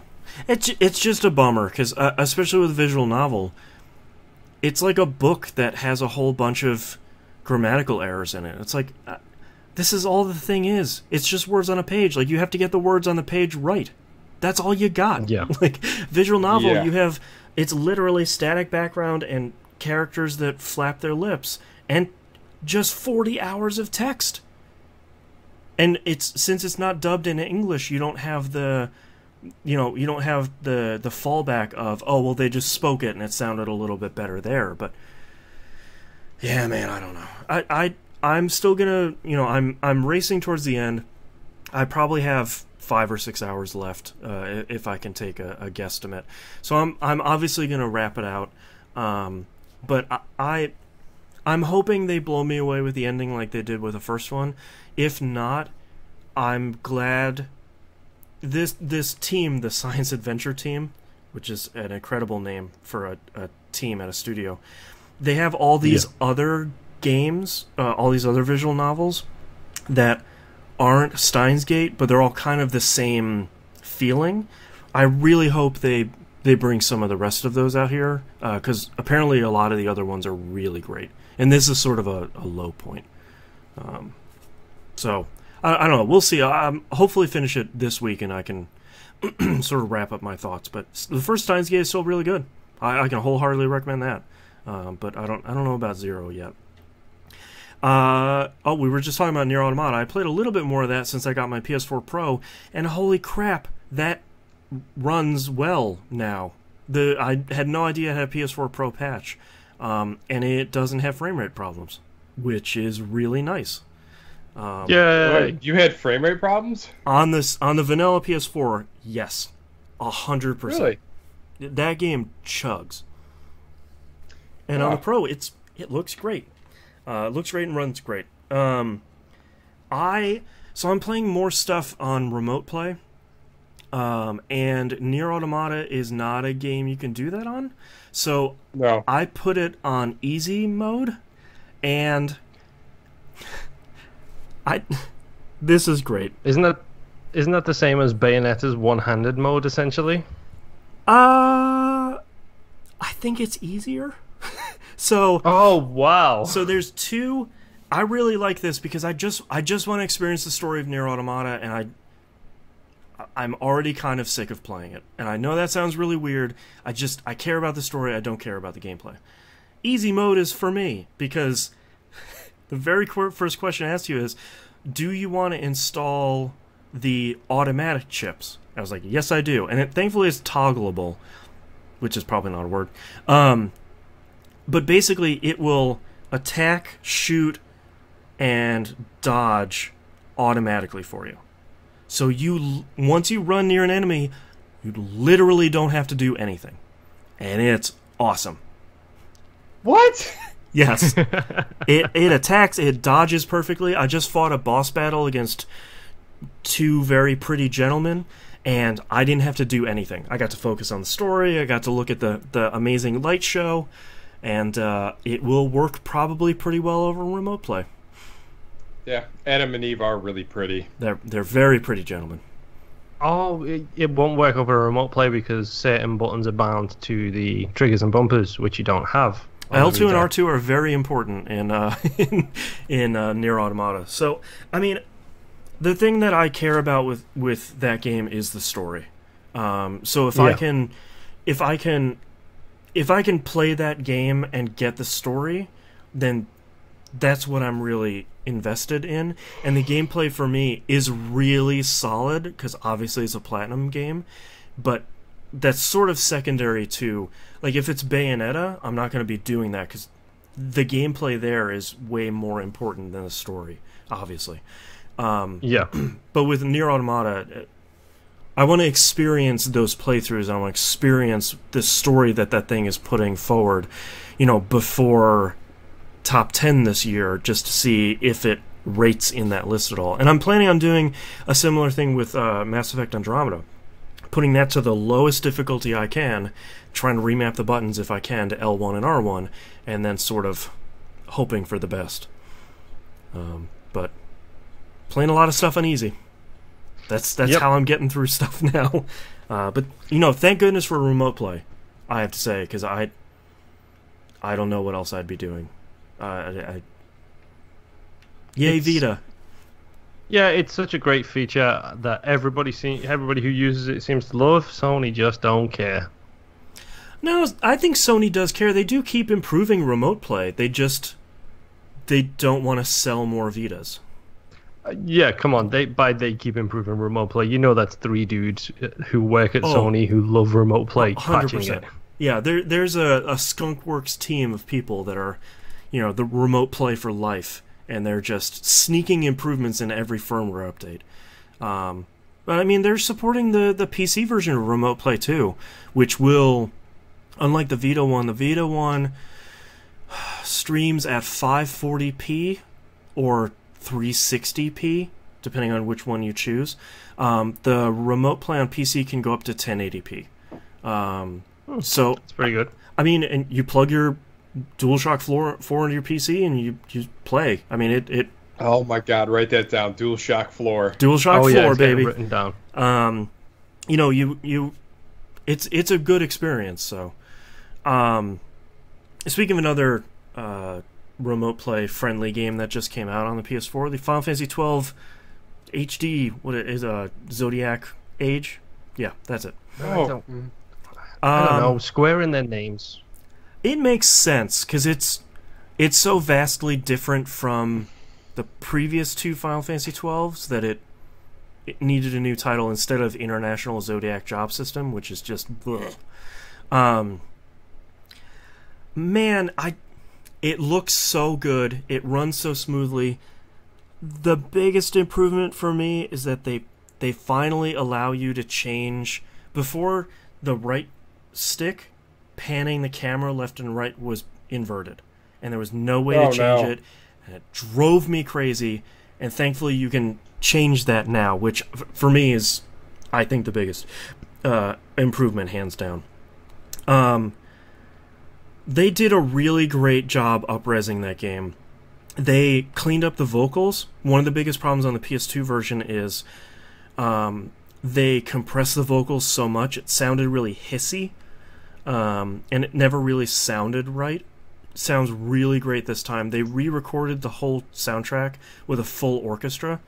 If you got one of the launch editions, it comes with a DLC code for the original soundtrack, which you don't need to use because the new soundtrack is really great. I immediately, when you have to pick that first job, I immediately got paralyzed again, like I did when I played the Japanese one, which is like, I can't change my jobs. What do I pick? There's 12 of them. Thankfully, this time, it was so important in the previous one, in the Zodiac Job version, you couldn't change your jobs, and every character could only have one job, so you could only get half of them. So your job choice was incredibly important.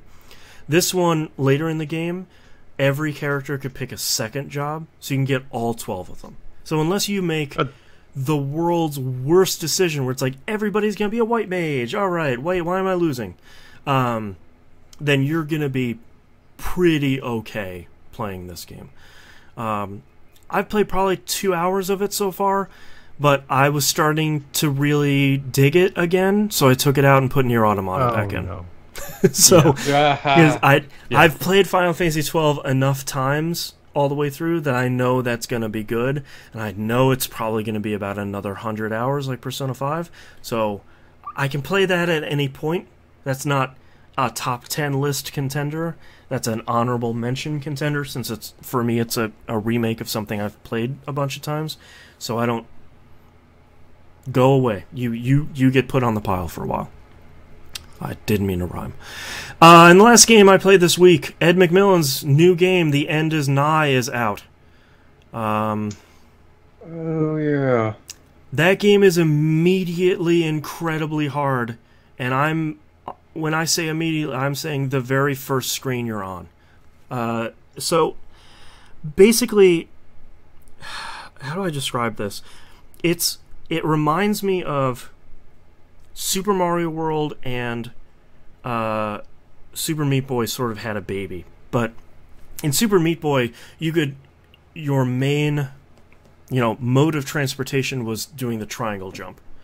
In this game, you can't just latch onto walls and do that jumping. You have to hook onto the edges of, like, the ledges all over are these little hooks that are all about. So it's you only have a set pattern that you can do. It's all about execution, and it's all about getting the timing and getting the controls down. I think this game might have... I've probably only played about an hour, so I'm not nearly as close. Some people on Twitch are already like 152%. I'm at, I think, 4%, I believe. This game has an incredible opening where the main character in the game is live streaming him playing a 16-bit version of The End is Nigh.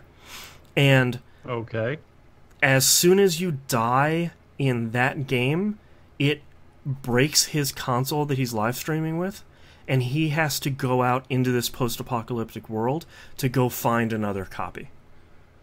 So, like, okay, it's really pretty clever, and I've seen some of the stuff from the later game where you find those cartridges, and each one of those are like a string of a couple of really hard levels, and it looks like there's at least 20 of those. So it's not only the hub world and the overworld and these like 20 screens that are for each one of these areas, but it's also you're putting cartridges into this console at your house, and you're also playing a string of harder levels through there. So I don't get a lot of time to play it. They're coming out with a Switch version, and they're coming out with a version on PS4, which apparently means Nicholas is done publishing stuff on Xbox One, I guess, for no good reason, probably.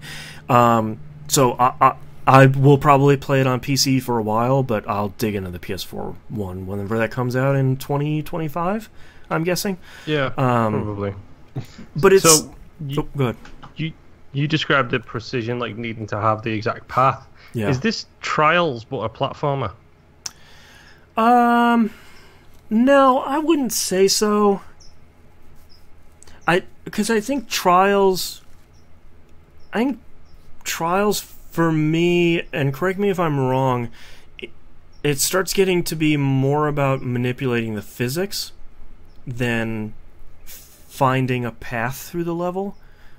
Yeah, it does. Like when you get to the higher end, it is about being able to do the jumps and things like that, which are based on the physics. Then that, yeah, like you are 100% correct there. But yeah, no, it just the way you described, like with the exact path that you need to kind of take. So it's about basically experimenting to find the path, and then a lot like Super Meat being able Boy, to nail it. like you can look at a level, because each one of the screens is a lot like Meat Boy, where it's either one you're looking at the level and it's just one end to the other, or it's stretching across two screens. But I haven't run into anything else that's bigger than that. And it does remind me of Meat Boy, where you look at a screen and it's like, okay, this is the exit, so I need to kind of go this way, and you do it a couple times. You're like, all right, I need to jump here and wait here for a second, and then jump, and then wait, and then jump. You're sort of fine-tuning that path through this environment. And I think the thing that is sort of driving me crazy already is I can already see all these secrets.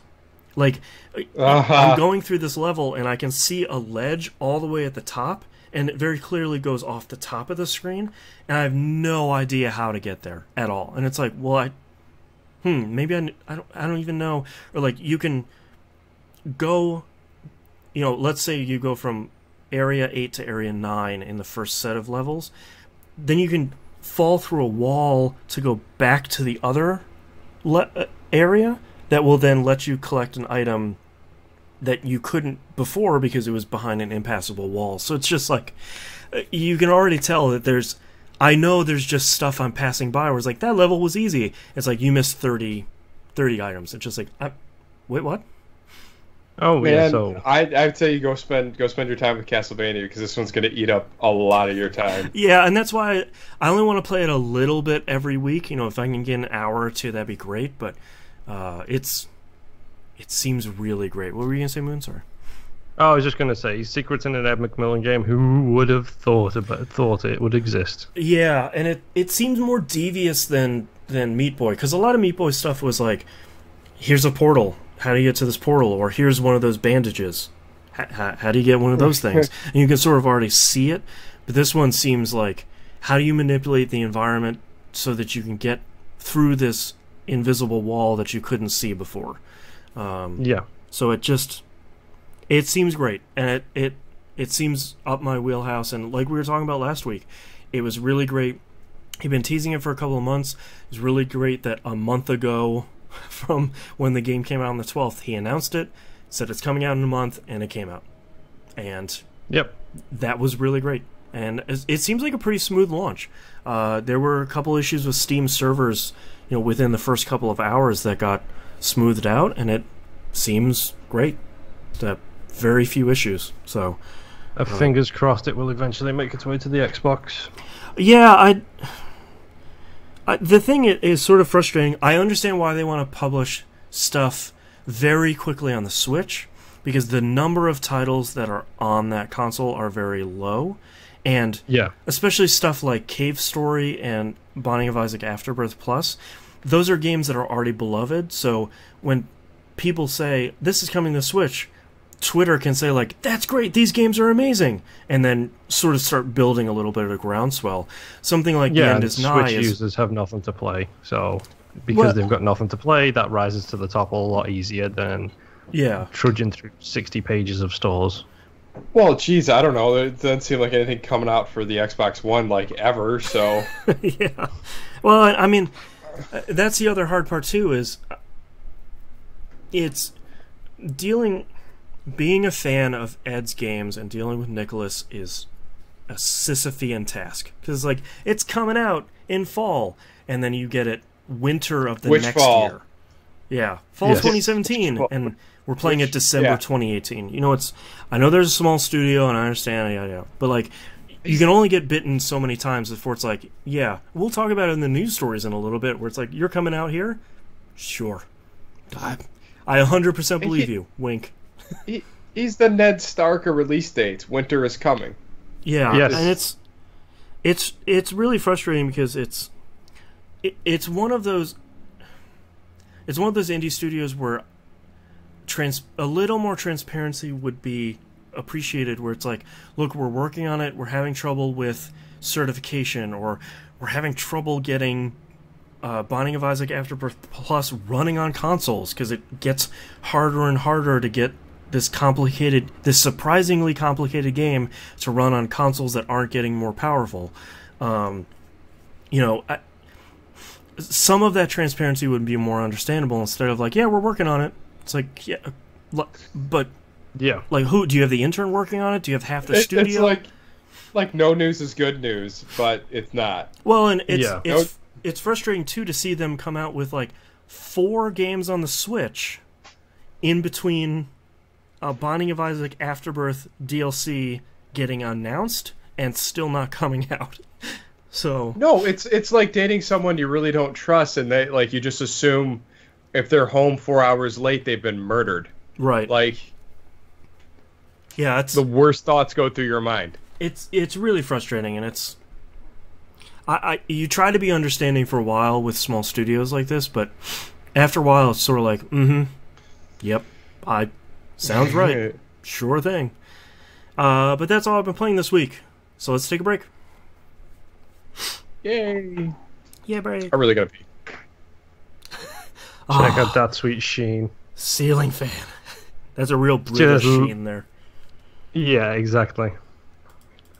Hey, so I got it clipped in there really good now. I had like a really good seat that time, and it's doing well. Oh, God. As he destroys his microphone. Yeah. The headphones are good, but microphone might have taken a tumble.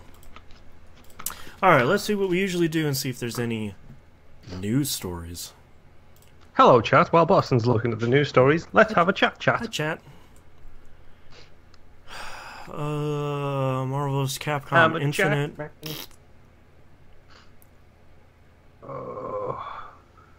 It is like a swamp in this room right now. Yeah, I'm pretty miserable. I can tell the heat's making you sleepy as well. Yeah, I got done editing, I think at midnight, and because of my CPAP machine, I can't just like lay down and fall asleep. Like it takes me about a half an hour. Yeah. And the baby was rolling around a bunch last night, and then she woke up at like 4:30, so I'm not running on a lot of sleep. Arc System Works revealed a new fighting game called BlazBlue Cross Tag Battle, featuring characters from BlazBlue, Persona 4 Arena, and Under Night In-Birth EXE. Jesus fucking Christ. Well then, let's watch this teaser then, shall we? Let's put that on the news stories immediately. I was really surprised they're not announcing a Persona 5 fighting game. I figured that would have been a thing. I'm surprised it isn't too, to be honest, but Oh, it just has Yu Narukami from Persona 4 Arena. So it's just the one character. That's not as exciting. I mean, that's exciting, but that's not as... No. Fuck's sakes. Yes, Meek, I do still play Elite Dangerous. On the I Xbox love One, me some Elite. to be clear. Yes. Have you heard anything about the PS4 version? I haven't heard anything. I'm assuming it's not bad, because I haven't heard anything. Yeah, I haven't heard good or bad. I think, to be honest, I think they used the early access system on the Xbox One to nail their development for the consoles. Sure, yeah.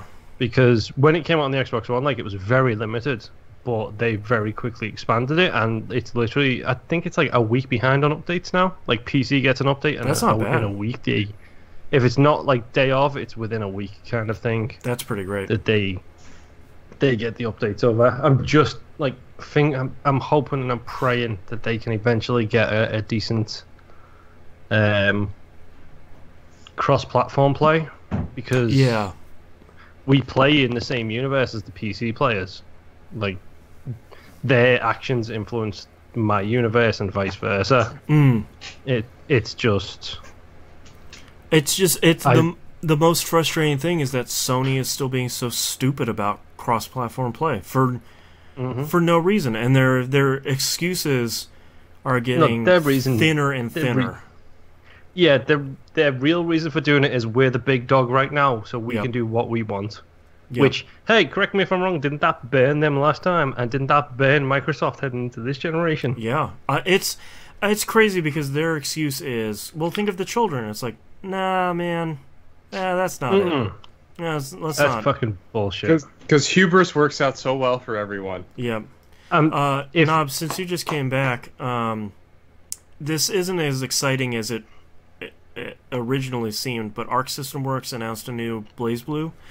And it has how they're initially selling it is it's BlazBlue plus Persona 4 Arena.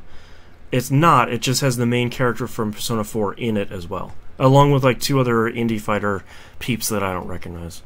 So it's like, yeah, that's cool. More BlazBlue is great, but you know, I thought they just added another letter to the title. Well, I was telling Moon, I'm surprised they're not It'd be nice if they still are, but I'm surprised they're not working on a Persona 5 fighting game. Yeah.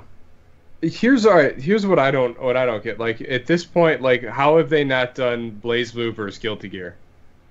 Yeah, I'm sorry, cross Guilty Gear. I don't know. Like, I wonder that every once in a while. I wonder if they just don't want to, because it's like your peanut butter gone in my chocolate.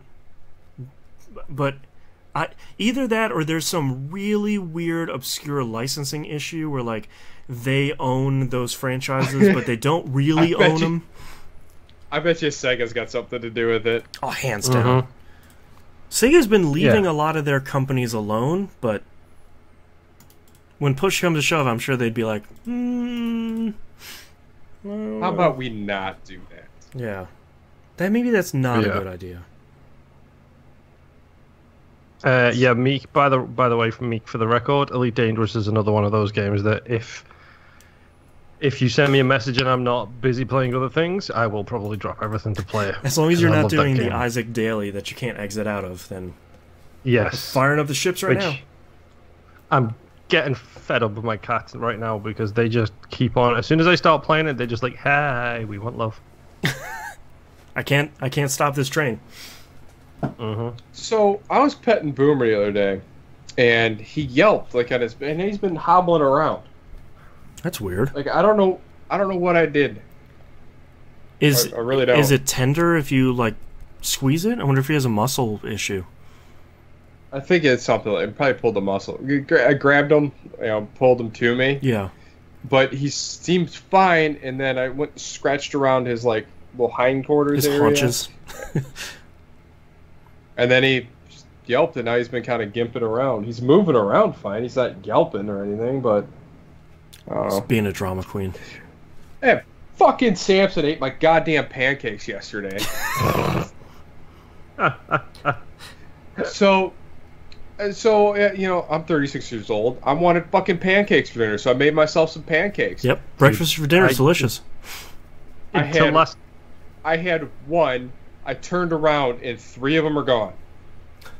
You turn around for like 20 seconds, I bet, right? No, it was like 3. Like, turn around, went to put the butter back in the refrigerator, and all of a sudden they're like, what the fuck? They're gone. He's just casually wandering out. He's just there, just fucking licking his chops, just like, you gonna make some more of those, buddy? Get back to work. Jeez. Oh, man. That's so disappointing, because I was really looking forward to that. So, Well, especially after you put in all the work. I know. Eat the fruits of your labor. Oh man, I was fired up Yeah. for a minute. It's hard to be mad at that dog. Yeah. Oh, close, minimize. All right, Ready whenever you are. I did kind of hit the microphone as it's getting up. Excuse me. All right, ready? Yup. Yep. All right, ready in 3, 2, 1. Welcome back, everybody. We got releases this week for July 17th, 2017. July's over. Jeez. It's almost Destiny 2 beta time. We find out if it's bad or not. Oh. Oh, no. Oh, no. Splatoon 2 for the NES. I'm glad they're coming out with another Splatoon. I hope it does as well as the first one. That was a runaway hit for them, and the Switch needs more of those right now. Not gonna lie, when you said NES, I thought they were making a cartridge. Really?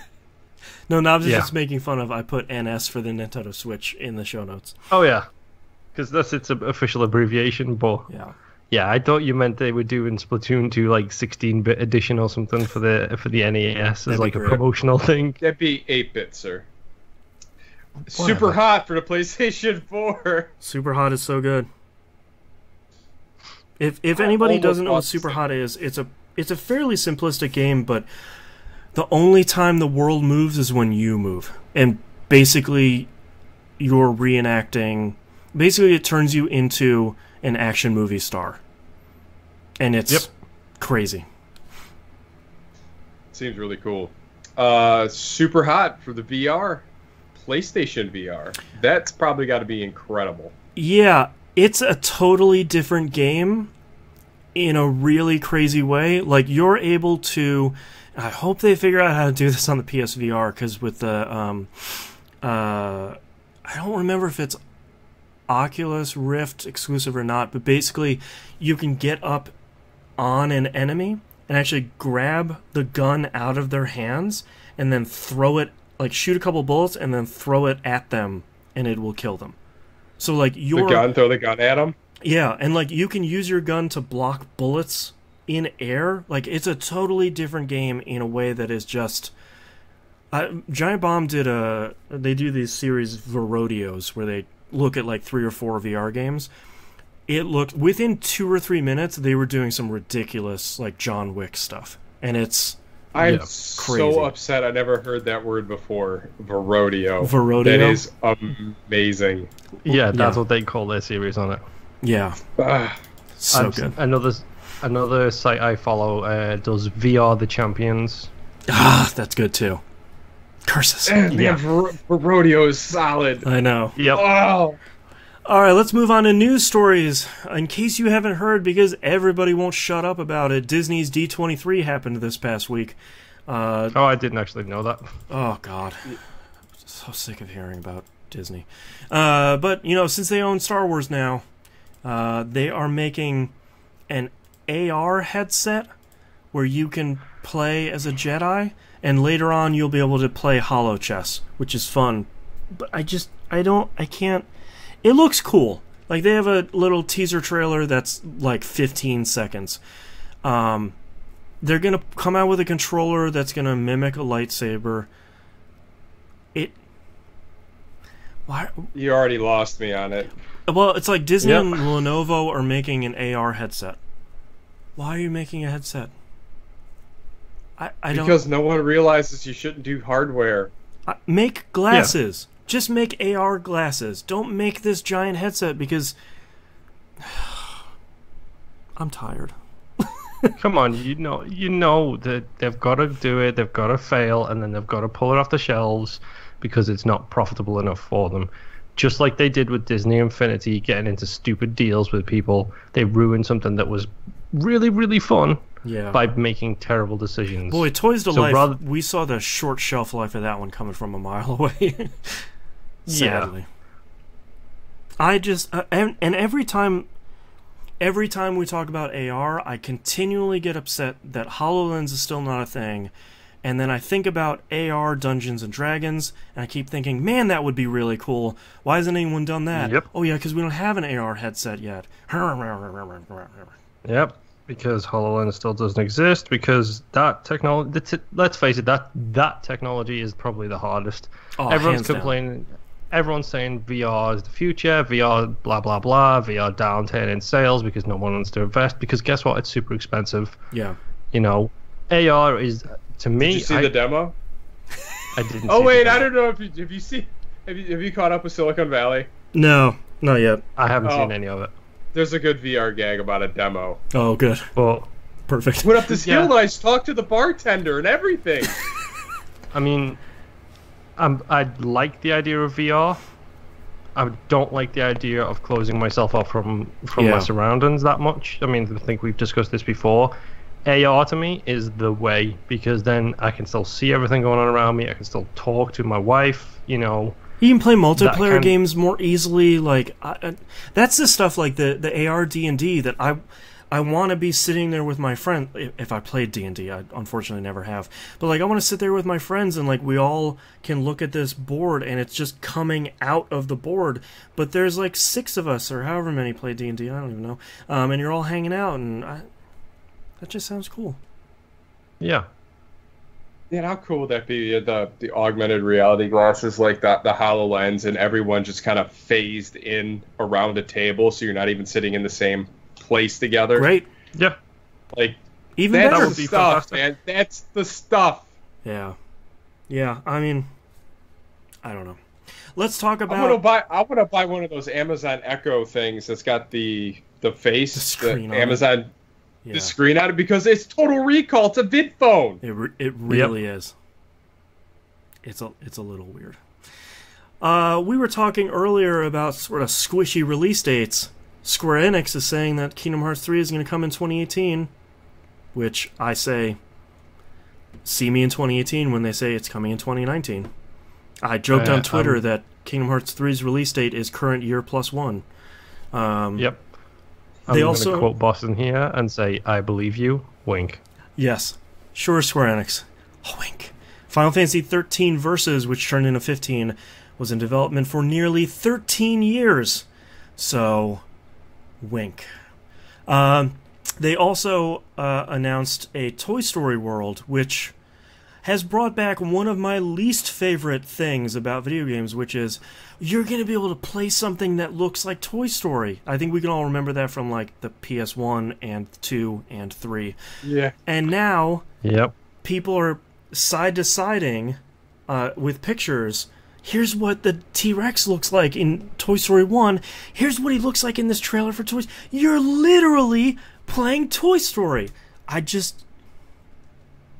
Correct me if I'm wrong, but based on the reviews and the people who I've heard talk about it, Toy Story 3 was that game. Toy Story 3 was top of the line, probably one of the best like third-person action platformer games. Supposedly a really great game, yeah.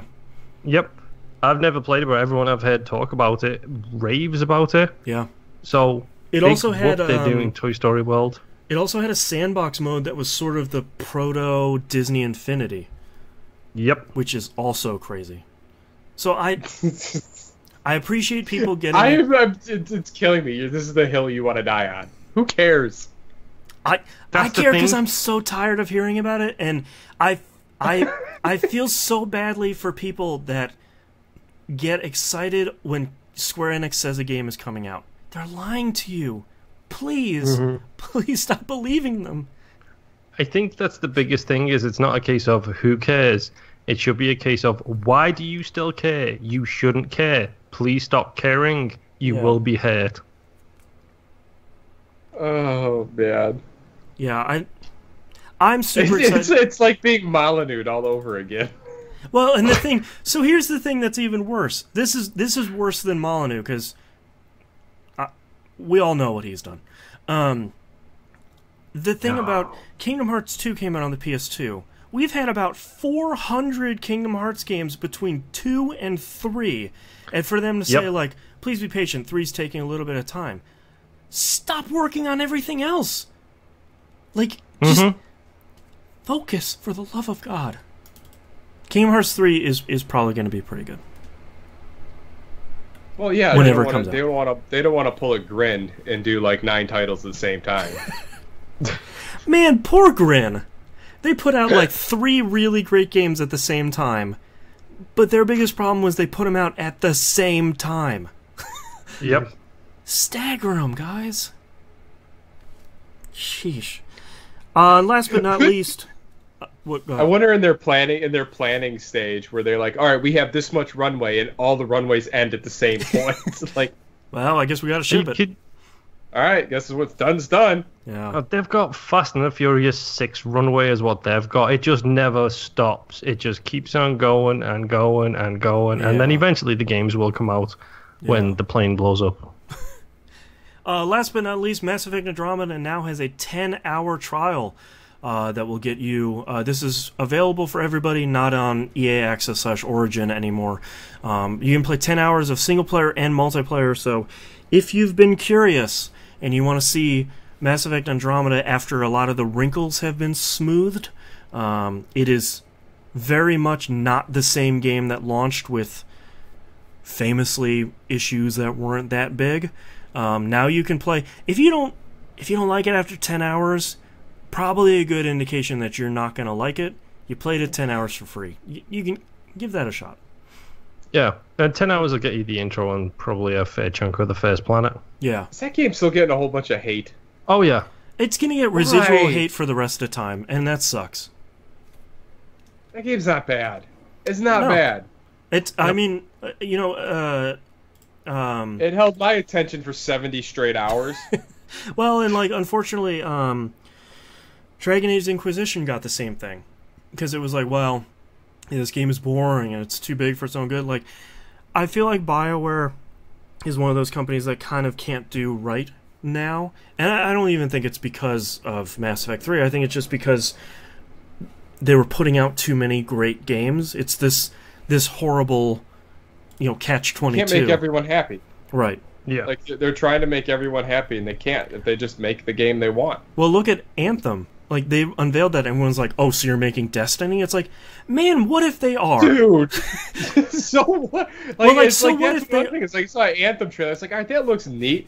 And then everyone's like, F this. I'm like, what? Well, so here's the question. Yeah. If BioWare wants to make Destiny, they should, because they'll probably make a good Destiny. This is what you want. I don't think... that's like having, another... StarCraft come out and being like, oh great, we're getting another StarCraft, I bet it's going to be really good. It's like, yes. Yeah, why did you say that with a tone? Yeah, like are you angry? It probably will be good. It's like, oh, another Blizzard game, I bet it's going to be super great. It's like, yeah. Oh, I'm sure it's just going to be another expansion that's going to be amazing. It's just the worst. I mean, what? And those are going to be the people that are lining up day one to buy it. I mean, yeah, there is not, like, everyone sits there and says, console wars aside and all the petty, childish stuff that goes with that. Every logical person, the three of us, I believe, all included in this, competition is good. Yeah. It increases the things that I don't know about that. Why don't you ask Battleborn how that worked out? Hey, you can play a large part of Battleborn for free now. So yes, you can. You can't play Overwatch for free? I mean, nope. If you have no money, Battleborn's the winner. Well, the competition is good. The competition is good. You've spent your entire, pretty much the first, year and a half of Destiny's life cycle complaining about how bad it was and how much it needed to be fixed, and then someone comes along and wants to give it a shot themselves, and then you complain more that somebody else is giving it a shot, while still in the process of complaining about the announcements about the sequel to the original you complained about. A studio like BioWare, who, for all intents and purposes, has not had that many misses. No, they haven't. So that's like if Blizzard wanted to make, what genre haven't they made now? They wanted to make a rhythm game. I will sit up and say, okay, if they are announcing it, it's probably something that's good enough to make the cut. This is something to be interested in, instead of like, ugh, just copying harmonics. Yeah, I would probably say strange choice. Well, yes. Okay, let's see what you got. No, you'd be like, well, that's interesting. Let's see what they got. Yeah. But no, it's like this whole internet thing drives me nuts sometimes. Internet's too angry. Everybody's got to take a breath. It's the thing where like you wouldn't say that to someone's face, so why would you say it online? Well, it's the stuff that we've talked about increasingly as the show has gotten older, is that this wasn't the case when we started the show, but it's the default on the internet to hate something as soon as it's announced. Like, it has to be garbage. It has to be terrible. It's the worst thing to ever happen ever. Oh, it's like having one of those coworkers where their default answer is always no. Right. Like, how about you make an attempt and try it? Yeah, like, can we talk about it? Yeah. I mean, come on. I feel the same way that the way media should be consumed anyway. Go into it blank and see it for what it is. That's why I love the Power Rangers movies. I had zero expectation of it. Well, I love that movie. We were talking about this recently with Games with Gold and PS Plus. Try some of these games. Like, I tried that Stories Path of Destiny's game, not knowing anything about it, and it's a really fun game that I wouldn't have tried without downloading it and just giving it a shot. Just expand your horizons. A lot of times it costs you nothing. What's up? Super Mega Baseball. That's an example for me. That game is really fun. Yeah, that game is really fun, yeah. All right, before we keep going down that rabbit hole, let's move over to emails. Jimbo Jangle writes in and says, my question to the crew this week, what are some games you love in genres you don't normally play? I'm not a big RTS guy, but I love me some Red Alert back in the day. Live-action cutscenes with Jenny McCarthy telling me how awesome I am. A killer soundtrack, and sending robot bears to take out the Allies never got old. I played some Halo Wars, but certainly no CNC or Red Alert. What are some of your favorite games in that rare played genre? Red Alert 3 is a gem. Red Alert 3 is insane. Man. What game? Don't forget Ric Flair's in that game, and Randy Couture. He is. Have you read any interviews in the last couple of years with Ric Flair about Command & Conquer 3? Oh, he can't remember it. He doesn't remember he's in that game. He doesn't remember doing it. He has no idea. He thought people were lying. He's like, I've never been in a video game. It's like, what? Yep. I got 3 WCW games I could point to that he's been in. Yeah. I'm trying to think of what genres I typically don't play. I don't play a lot of sports games, but I feel like the Tiger Woods games kind of aren't. It's not like picking up a baseball game and being like, hey, this is fun. If you're going to go... I think you would enjoy a baseball game. Probably. Like, I think once you got into the nuts and bolts of managing a team and stuff, I think that's the area you'd really enjoy. Yeah. Yeah. You'd moneyball the crap out of it. Oh, hell yeah. God, that's a good movie. I was never a big fan of RTS either, and Dune 2000, now I'm going to spell that because my accent's a bit weird, D-U-N-E space 2000. Yeah, Dune 2000, wow. That's a Westwood classic right there. Yeah. Yep, and I only started playing that because I would, at the time, and probably still am a little bit, was obsessed with the Dune series of novels. Right.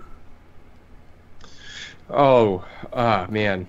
See, man, I'm an equal offender for everything. I would say probably the one thing that I'd never really get into would be really deep Japanese RPG games. I was going to say, like, Lost Odyssey would be my pick for you, where it's like, I don't like a lot of JRPGs, but man, this obscure, really weird one, that's my jam. Yep. And it's not for a lack of trying, by the way. No, you have continually tried. Persona 4 is probably the most recent.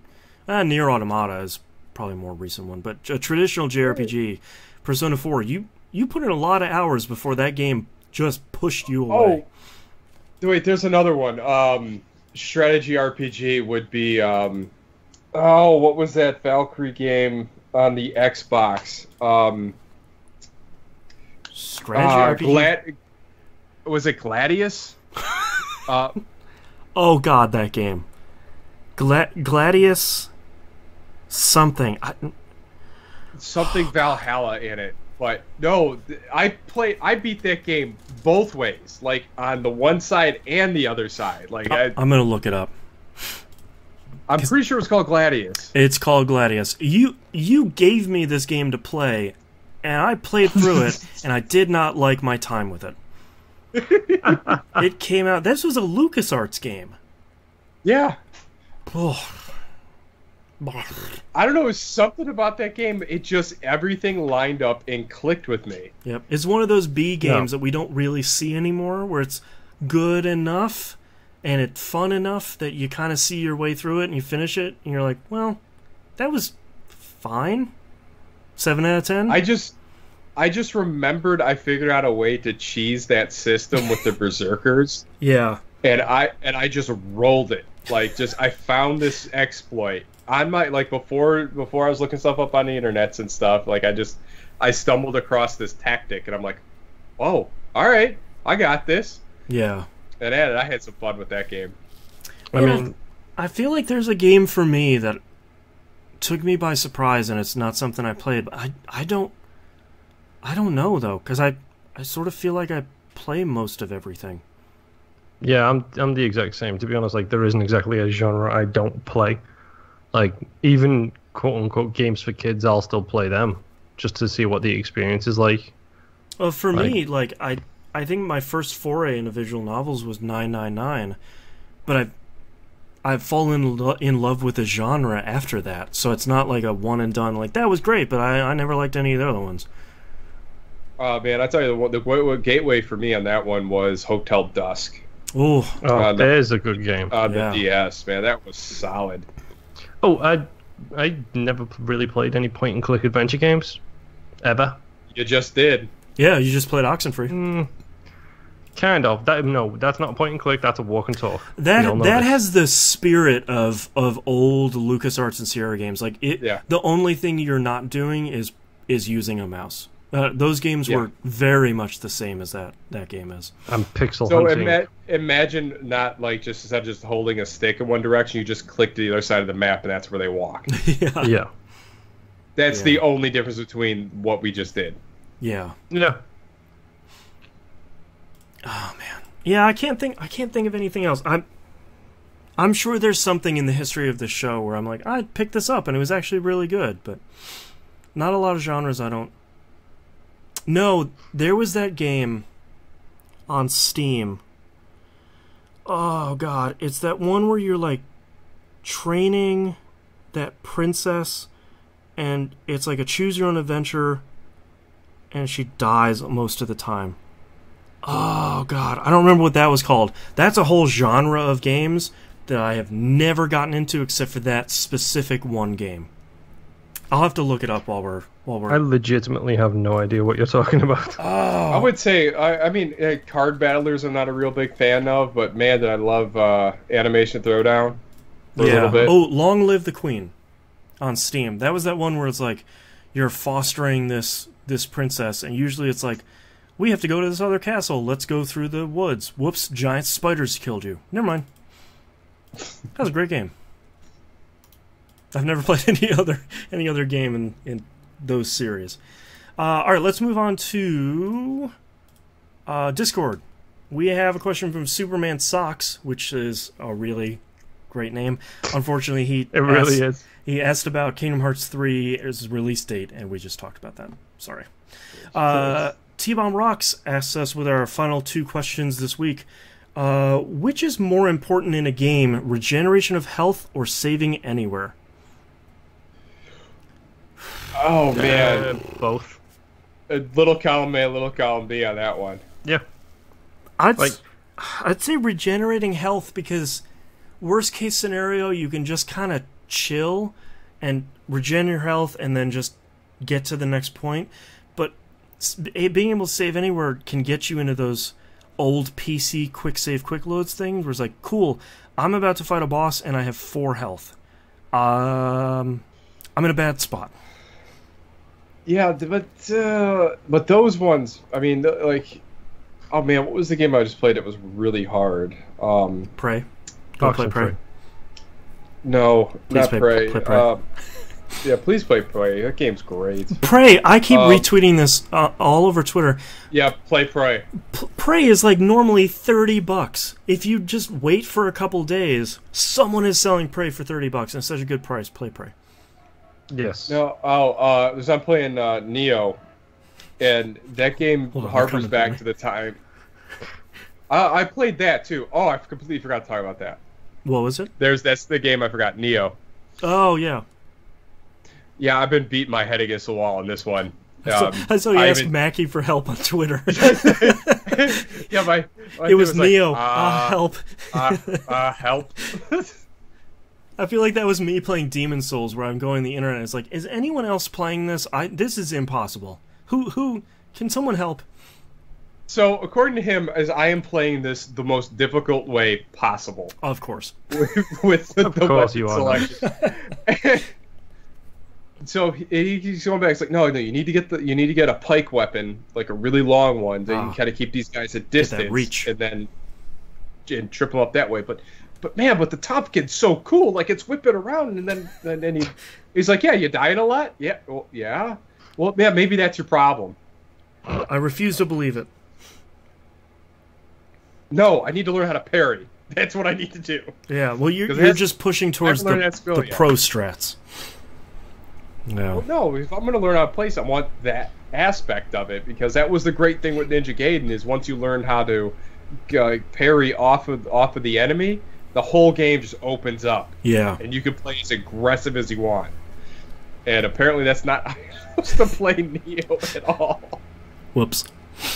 T-Bar Mox hits us with his second question here. What's the game series you will always buy no matter how good or bad or reviews? For me, it's the Assassin's Creed game or Ubisoft games in general. I really like their take on open world games. I sort of nailed it for me. Assassin's Creed game comes out, I pre-order it, and I play it. And I usually fine. Oh, come on, dude. It's Guilty Gear for us, dude. Yeah, even if I don't get to play it anymore, at least I buy it, supporting the cause. I think I played Exerd once. God, I think I might have too. Pretty much any Ubisoft game will get purchased in this household by one of us. It will get purchased. And Battlefield. If a Battlefield comes out, just on the off chance it becomes the new game, then it's already there, ready. I think for me, most of the stuff that comes out of Atlas is usually of such a quality, and they put out so many great JRPGs, whether it's big budget like a Persona game or if it's a small budget like Radiant Historia. If you give it a shot, it's probably going to surprise you.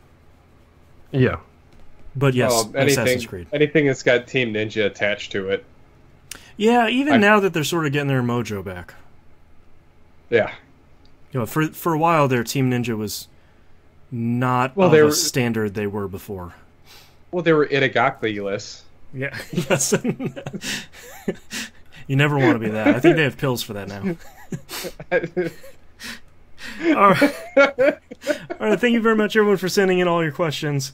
If you'd like to visit us, you can do so at tvgp.tv.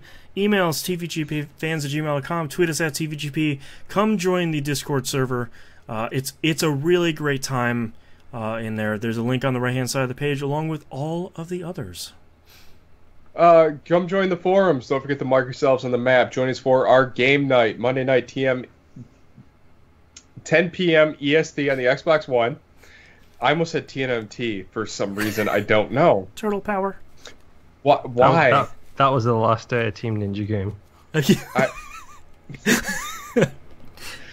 Oh, jeez. That was good. All right. Monday night, 10 p.m. AST on the Xbox One.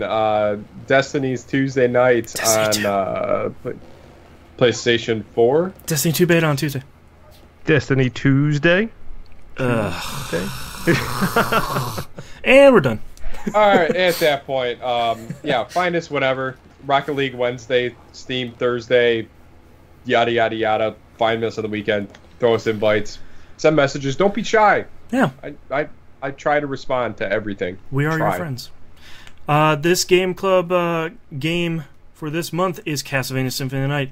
If you've never played Symphony of the Night, it is an all-time classic. You can get it on 360 or backwards compatibility on Xbox One. It's cheap now. I'm gonna throw it out there and say this game is ageless. Yeah, it's so good. It plays great. Turn off the graphics filter, stretch the screen to sort of, it has like top bars and bottom bars, stretch that stuff out, make it look a little bit better. Symphony of the Night is really great. I can't recommend it enough.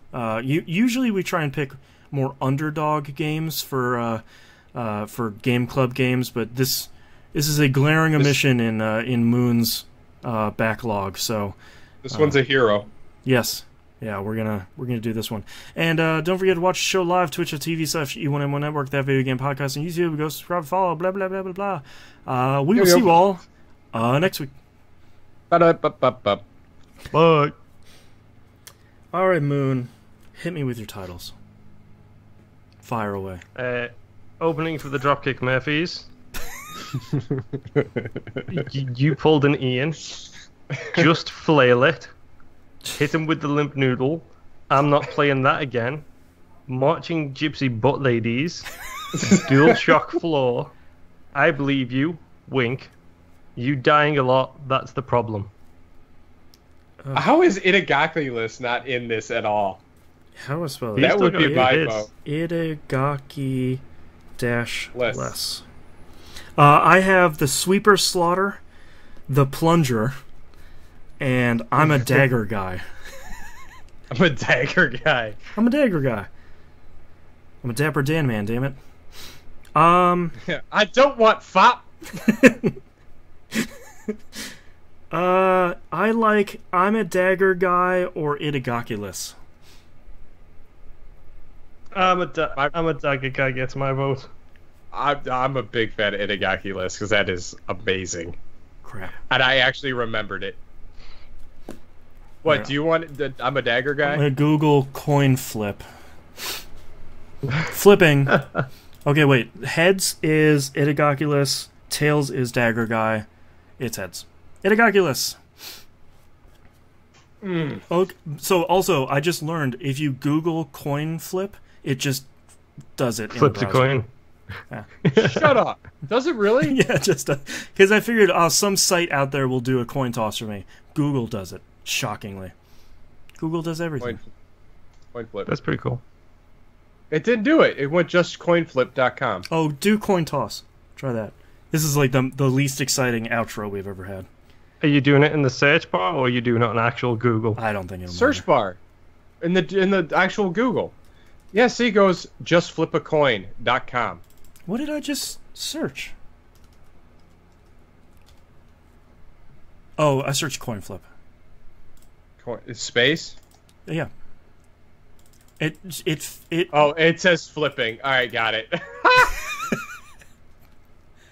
All right, starting in 3, 2, 1. This is That Video Game Podcast, episode 508 for July 17th, 2017. Itagaki-less. Action. You ain't there no more. All right, thank you so much, everyone, for watching us live. We will see you next week. Go play Oxenfree. Bye. Yes, go play. Symphony of the Night. Also.